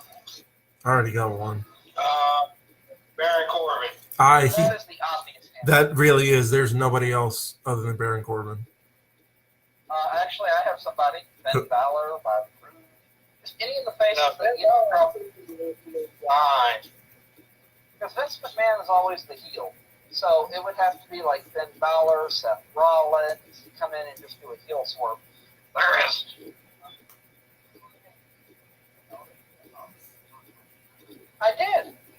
Colts and stuff off.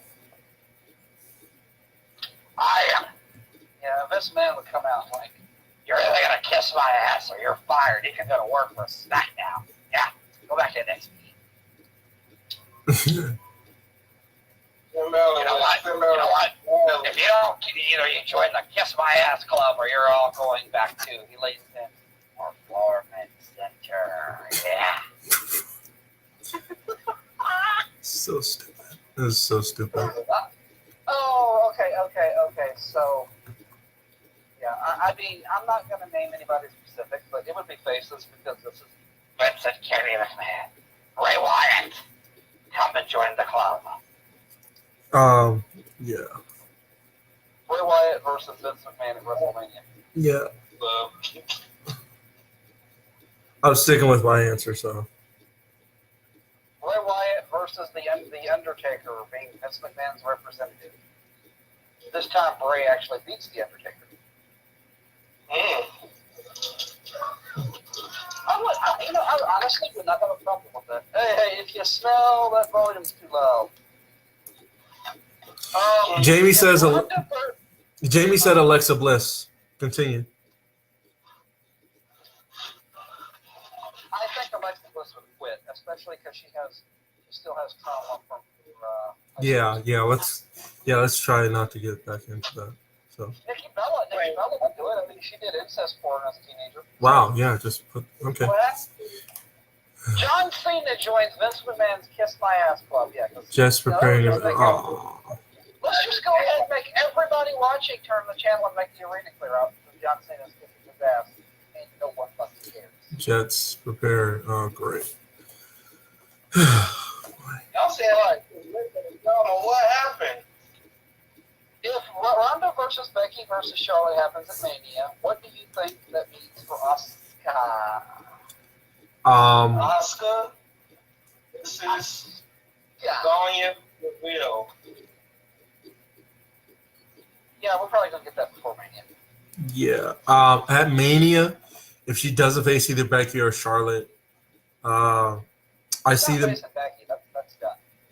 I see them getting somebody off of, like them actually getting somebody. Nikki Cross. I see them revamping that, or they move Ember to Raw, to SmackDown to face her. I'm going to stab your ass because that is exactly what me and my friend were talking about earlier. Being a buddy of mine, that's exactly who I was doing. Since you're doing this, because her and Nikki both have a score to settle with Asuka. Since you're going to go that route, then I say they have nobody for Asuka.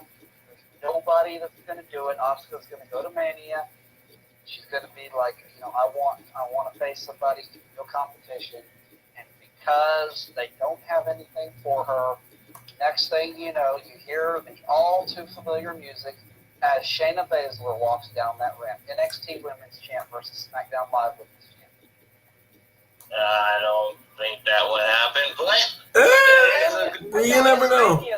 They brought appearances in just for Mania, so if they're wanting high profile and they're wanting to get the 4 Horsewomen angle started, they could bring Shayna Baszler in at Mania. And plus, it's not like her being NXT champion on the main roster is a bad thing. Kevin Owens made his debut as NXT champion against Cena on the main roster. That's true.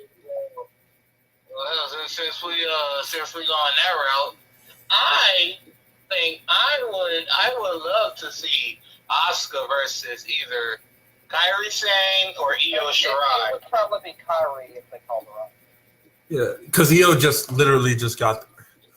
She literally just got there. But I also thought, since the NXT UK thing's coming up, what about Toni Storm? That wouldn't be too bad. They're not going to pull the trigger on that match. That's going to be a bigger match. If they don't bring up Shayna by Mania, I see either Ember or Nikki or both. Like if they do like 2 triple threats for both titles at the same Mania, which come on, that's not a bad concept. Or it's the first ever women's 6-man or 8-women ladder match for the women's championship. No way. No. Go away now. But Go no. away.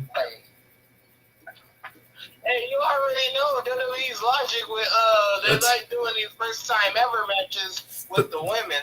That's not logic. That there's like no. That's WWE like, right? That's WWE critical. Hey, you know what? 8 women's tag for the Velvet Mania, yeah. Okay. You know what? You know what? Which Mandy wrestler could Rose be versus Asuka. who? That's a good one. Golden Goddess, Queen Mandy Rose. Oh. Jamie asked which wrestler could cross over into MMA and be successful. Like who's currently wrestling right now and cross over into MMA. Not who. Asuka, Kairi Sane, Yeah. Aisha Rai, Yeah. Storm, Yeah.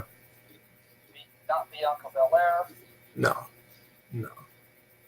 Bianca Belair losing a takeover. Oh yeah. Oh Oh yeah. She's not winning that belt. She can be undefeated all she wants. She's not winning that belt. People are gonna be mad about that. Which NFL player could become a wrestler and be successful?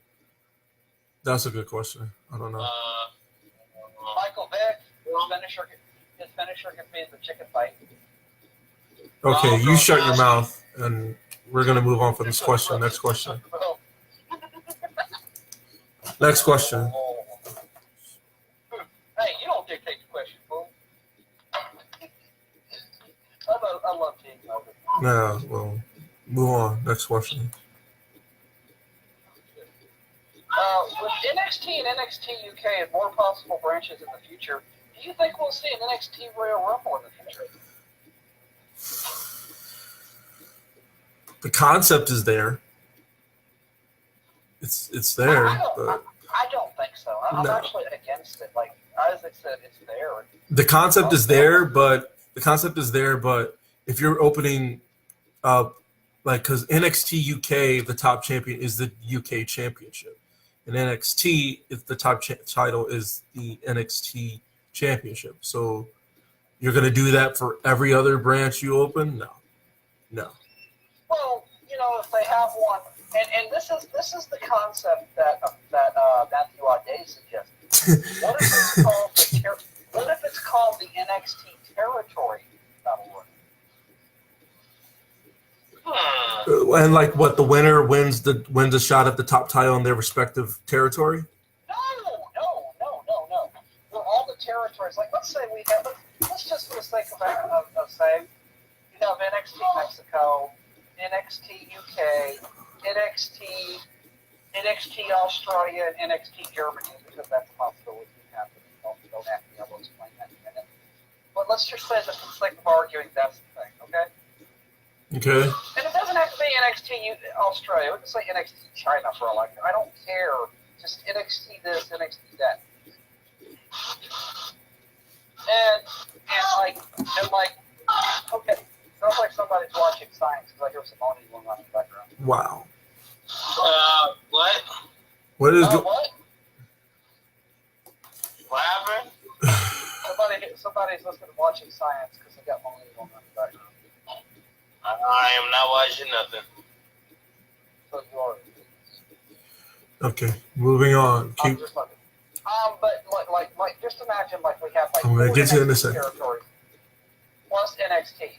NXT is the flagship for all the NXT territories. Yeah, because it's great. I mean, look at it. But you have NXT people fighting like UK, Mexico. I'm gonna say for the sake of it, NXT Canada.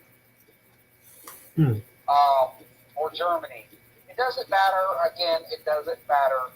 And if we get NXT Saudi Arabia, Oh my gosh. but we're not going to get that. But anyways, that would actually imply that. But anyway, one is we get this NXT territories. Like, let's say they bring in 5 people, like 5 competitors from each one. Like you have 4 territories. That's 20 people. Then you have 10 NXT wrestlers competing, and same with the women. Well, each of these territory wrestlers would say, like, let's say Walter, for instance, like, hey Walter, you're going to be on NXT UK. Why don't you come out, or even he could be representing NXT Germany. Walter, we want you to come into NXT for a while. Okay. He wins the Battle Royal, and at the WrestleMania, or at a TakeOver, he gets a shot at the NXT title. The main NXT.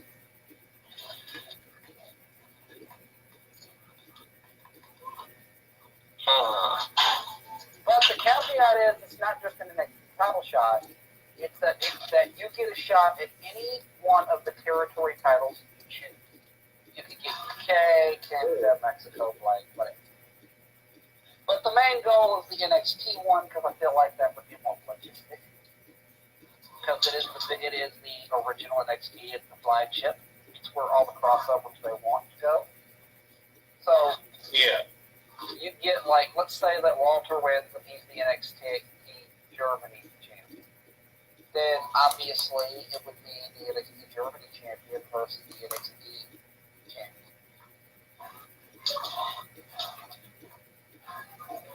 And I feel like if they do this, they should call it the NXT World title. Because that would make a lot more sense, right? Yeah. I'm not saying, and the whole pretext is we shouldn't have an NXT Money in the Bank, we shouldn't get that money. But like an NXT territory, we call it the NXT Territories Battle Royal. Isaac, how do you feel about this? It like I said, the concept is there, but it's all a matter of execution. It's all a matter of execution. Very well. Anyway, so Jamie posted a comment. He said Xavier Woods, who plays for the Cowboys, could leave the Cowboys and team up with Xavier Woods in the New Day. Jamie, keep the hits coming. Somebody said to comment on Jamie, and they can call themselves In the Woods. In the Woods. Anyway, what's the next question? That's funny. No, Eli hasn't got the comment on. Oh, right. About this. What do you think, Imai? Yeah, I'm thinking. I'm here. What do you think? Shoot. Like I was saying while he was talking, that would be good though. Like you win a shot and then you can have a shot you can have a title shot anywhere. But the main goal is no, the main goal, because realistically it would be for the NXT title, which they could call it the NXT World title because of the territories thing. yeah. But that would be a good idea, though. But not gonna happen. It could. I mean, Triple H can do it once they get enough territory. Yeah. And it would be it would be an international showcase. Think about it.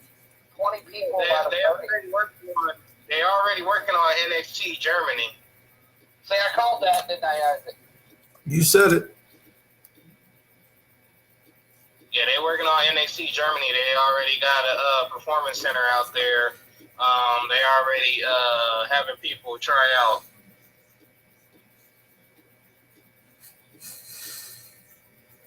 All right, so next question. What current WWE mid-carder, and I'm not going to judge this because there really is no mid-card in WWE anymore because everybody, even the mid-carder top talent, all of them are like former world champions, especially SmackDown. But what current WWE mid-carder can win a world title and carry themselves as such? I'm going with the Jinder Mahal. Just out of the blue, get that big win and move on. I think Kevin Owens could do it when he comes back. He's not really a problem. Kevin Owens has always been that. We'll talk about somebody Who hasn't? I'm going with hang on, but Isaac. Who hasn't? Yeah, go I'd ahead. say I'd definitely say Finn gets another shot at it, and like with this push he's supposed to get, I think that's where they do it. I don't know how, but somehow pull it off. Either him or Joe. I'm going with Andrade Cien Almas. That's- That's exactly who I was thinking too. That's that part. I was thinking the exact same thing. You can't tell me that he's not champion, like he's not world championship material. You Oh, can't he is. tell me that. He is, and WWE are morons for the way they use it. Exactly. You know who I honestly think I would actually say? Who? Who? I mean, obviously I'd be a douchebag and say Elias, but that's not gonna happen. Elias was supposed to win the Intercontinental Championship. And this was true. Elias was supposed to win the Intercontinental Championship because Dean Ambrose was supposed to screw Bruce over. Rollins. Yeah, that's Yeah. why they've been so sketchy. Leukemia. Yeah. I believe that because it was just because I believe Elias was due for a push. And it seemed like they were going that way, so there was no indication. But you know who I would honestly say, like Nick Carter, that definitely could use that push? Who? The it factor, the glorious Bobby Roode. Hmm. Yeah, I could see that. Oh, I thought you were about to say Kurt Hawkins. What? I could see that. Bobby Roode, I'm a huge Bobby Roode fan. And what they need to do is they need to sign James Storm, bring him to straight to Maine, Mm-hmm. and have them. Beer! Water! Hey! He's from the country. He's from the city. But have them be a heel faction, and they need to. And Bobby Roode needs to get a bunch of guys with him, fly a bunch of people, and call themselves Roode Inc. No, those call themselves Beer Money Inc. They buy a bunch of people off, and they buy a few idiots. And here's the cool part: if you just wanted to bring nostalgia facts in every once in a while, they could hire the APA Protection Agency. No, the APA. Yeah. Damn, dude. I mean, would that not be cool though? Like Beer Money and APA. That'd be cool. No, that would be cool. I like to That see it. would. And APA is just there to basically be like heel. They're not really heels. They're just taking money and beer. With JBL, even though he's rich, he would take the money and like Ron would be doing it for beer. So that would be funny, and it would work. Yeah. They're heels, but they're like comedical heels, but not Yeah. Still serious. Because James Storm would be the comedic comedy. Right? Give me that, because Christian and Edge pulled it off, being serious but comedical heels. Yeah. They did make it work. And speaking of Edge and Christian, we're about to talk about them. Nostalgia aside, Imai, this probably doesn't necessarily apply to you, but Isaac, erase all nostalgia from your head. Okay. Erase the attitude era out of your mind. Uh-huh. Which TLC match was better? The Bar versus Usos versus New Day, or the original? Because that was actually, everybody says that was actually one of the best TLC matches of all time. Like, well, considering the fact it wasn't an actual TLC match, I mean,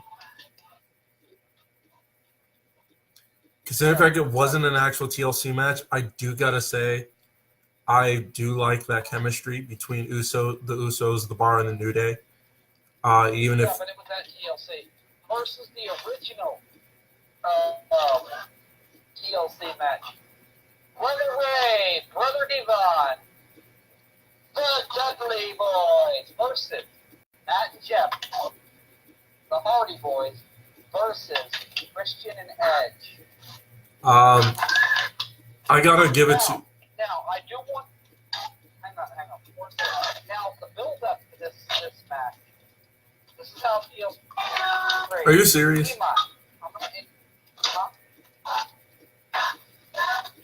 Imai. What are you I'm doing? right here. He's over there playing with his megaphone and what? Mr. Hooper. Oh, for God's sakes. No, I'm not right here. Hi, Herbert. This is we're talking about this match now. Here's the history of it. Everybody here knows the Dudleys were famous for the tables. Yes. Like that's the Yeah. The Hardys were actually famous at the time for their fucking ladder spots. We all know that. Especially Jeff. Because Jeff is the innovator of high line. Yay. And Christian and Edge, you know, they're famous for the chairs. I mean, does anybody not remember the concerto? Who doesn't? Right. TLC was created by bringing these three teams together. The Okay. Hardys brought ladders, the Dudleys brought tables, and the Christian and Edge brought chairs. Right. Yeah.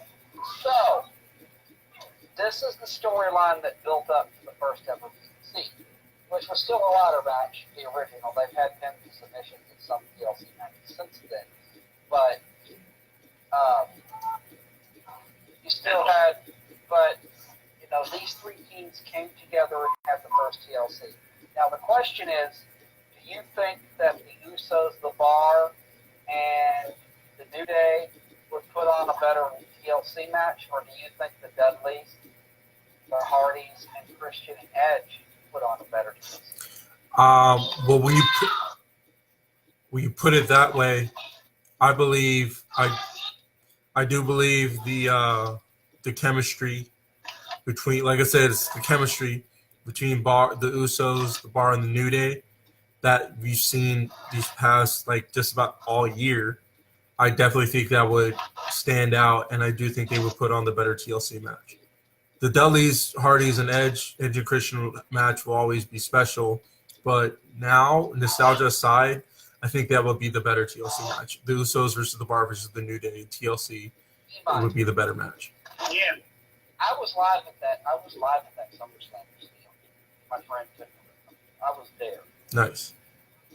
Imai, who was the better, or who do you think would be better, the Usos, New Day, Bar in a TLC match, or the Dudleys, Hardys, and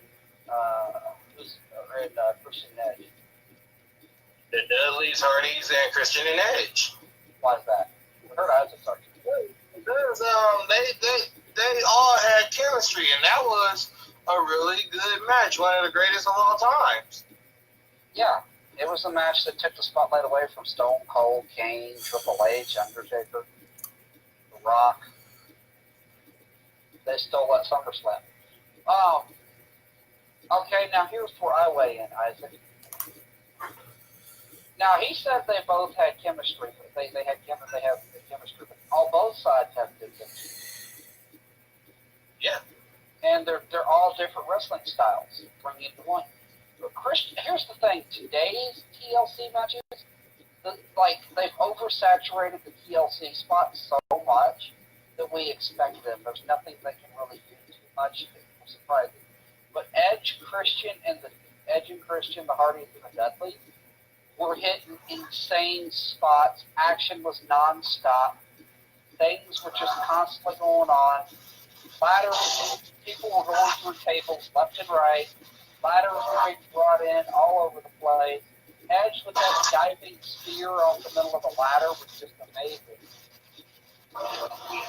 That was pretty cool. Right. What's that? And that fucking top of the ladder, a prettier, aka the kill switch. It was beautiful, man. That whole that super swanton bomb, that super twist of fate, the fucking diving leg drop with the ladder spot, all of it was just great. This is why Matt Hardy put the diving in, because it was match great. It wasn't just the chemistry, but also the caliber. They were a bunch of young guys outside the Dudleys, bringing in extreme, hardcore, and dirty all into one to put on a masterpiece.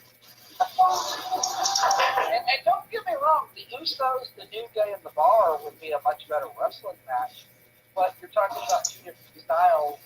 Unfortunately, none of these guys would bring that hardcore feeling that we got from the other three. That's fair. Right. Yeah. I mean, this is a good debate. I'm not taking anything away from anybody. And God forbid those big three teams I would put in that situation versus, like anybody from Raw.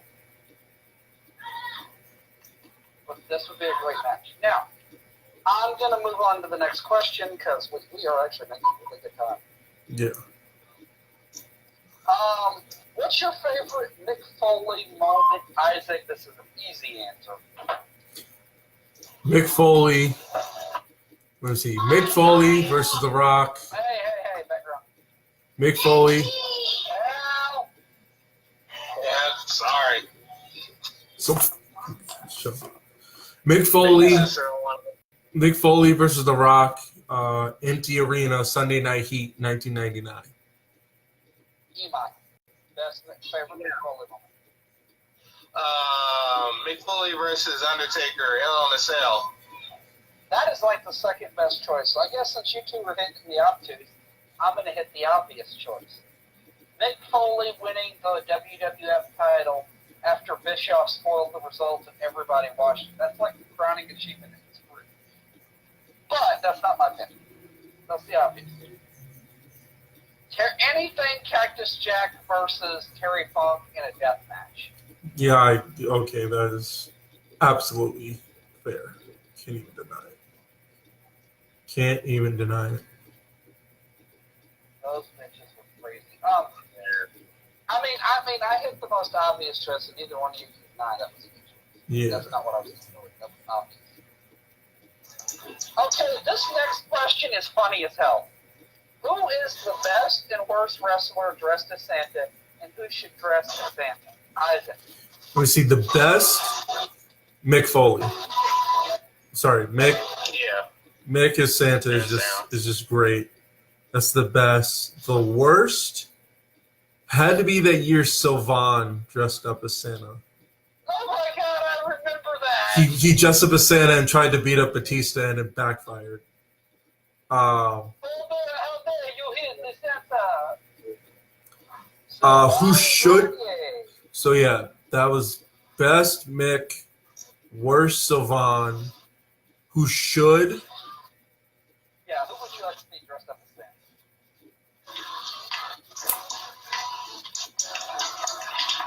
I would like to see. I would like that noise stuff. Yeah, that too. I think Biggie.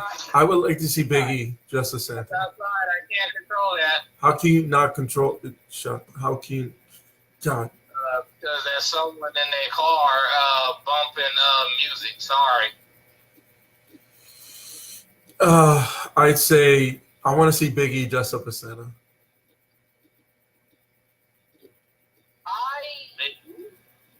Biggie. Come on, dude. Biggie's hilarious. Yeah, I know he's hilarious. Biggie is very hilarious. You want to go to our hip hop festival with me, dude? I can't believe you chose all those people. You chose Naomi over the goat Booty's work. Let's move on. All right. What? Who are your picks? Imai. My picks. Best. Who's the best person you see wrestler you've seen dressed as Santa? First is Mick Foley off tops. Okay. Mick Foley. Foley. Worst. Yeah. Worst. Worst person I've seen. I'm drawing a blank. Hold up. Worst person I've seen. Besides the one that Isaac said, shoot, is Rhino.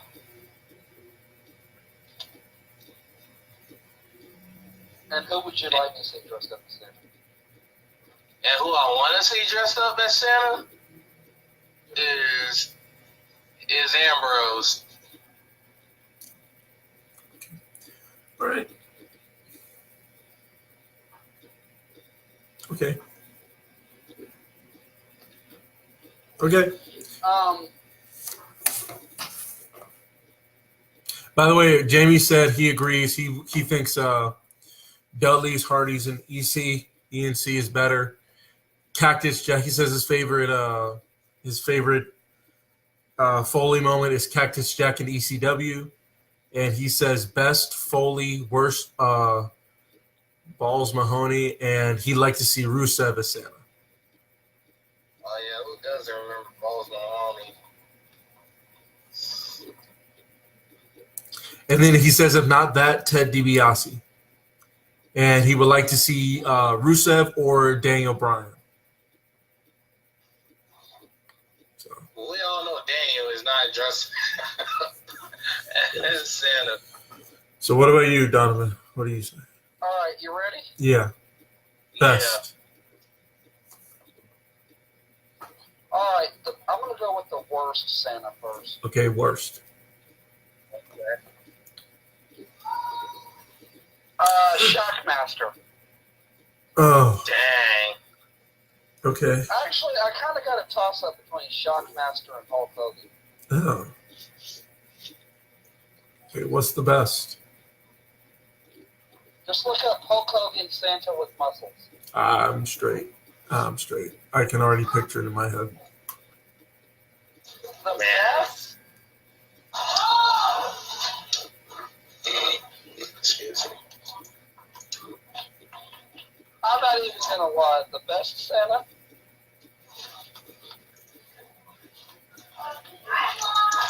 Was Tajiri.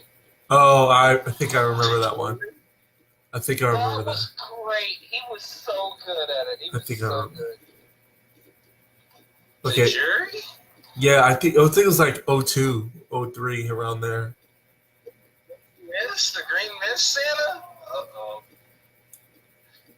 I remember when Stone Cold was sitting in his lap, and it was so great. And who would you like to see? I still remember he told the jury, hey Julie Claus, I'll take a case of beer, and I don't remember what else he said. But Shockmaster is the worst because he was trying to read the 12 Days of Christmas. That was so bad. But Hulk Hogan as Santa was even worse because it was a movie. But I'm just to cover my ass.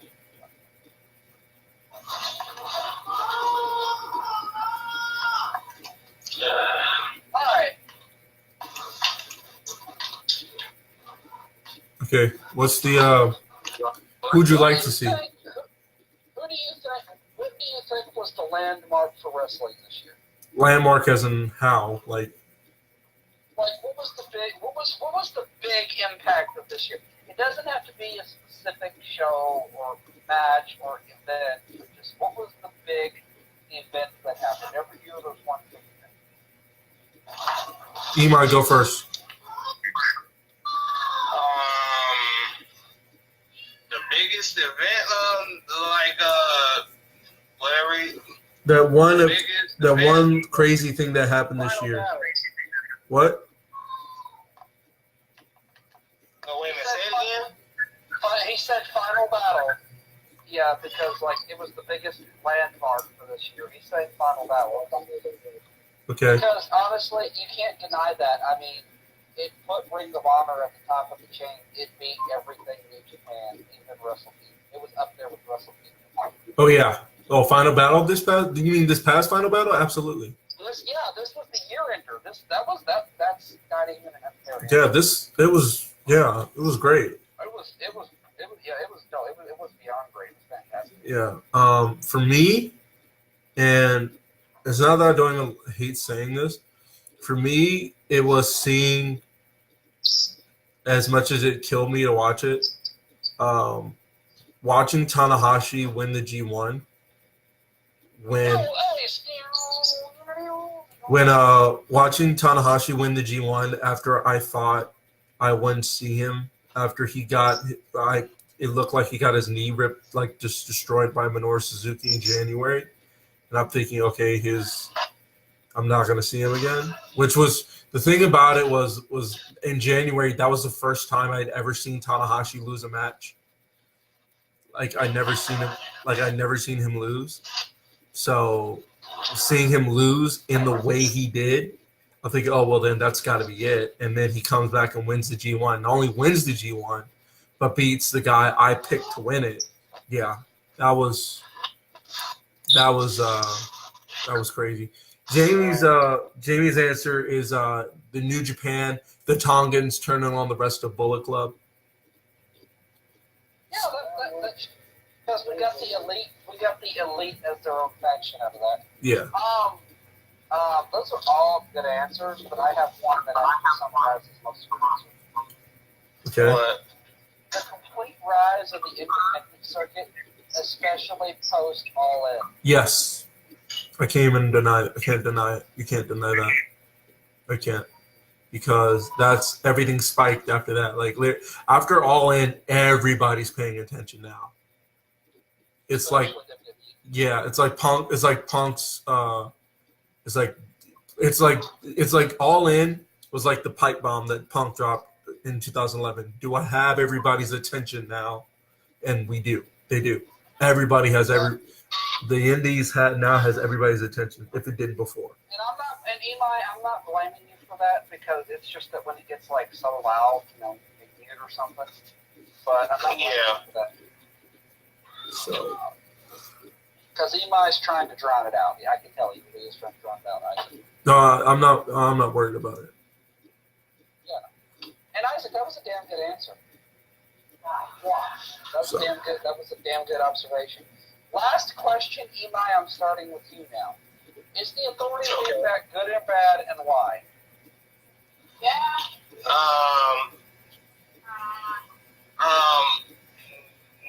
I don't think it's the Authority. I think it's just the McMahons and the son-in-law Triple H being bad because, as they said the fans are the Authority, and they proved that last week when they let all the fans have the match that they want, let them bring out the tables and all that, and they gave us something fresh to see other than the ordinary stuff that they always want us to see.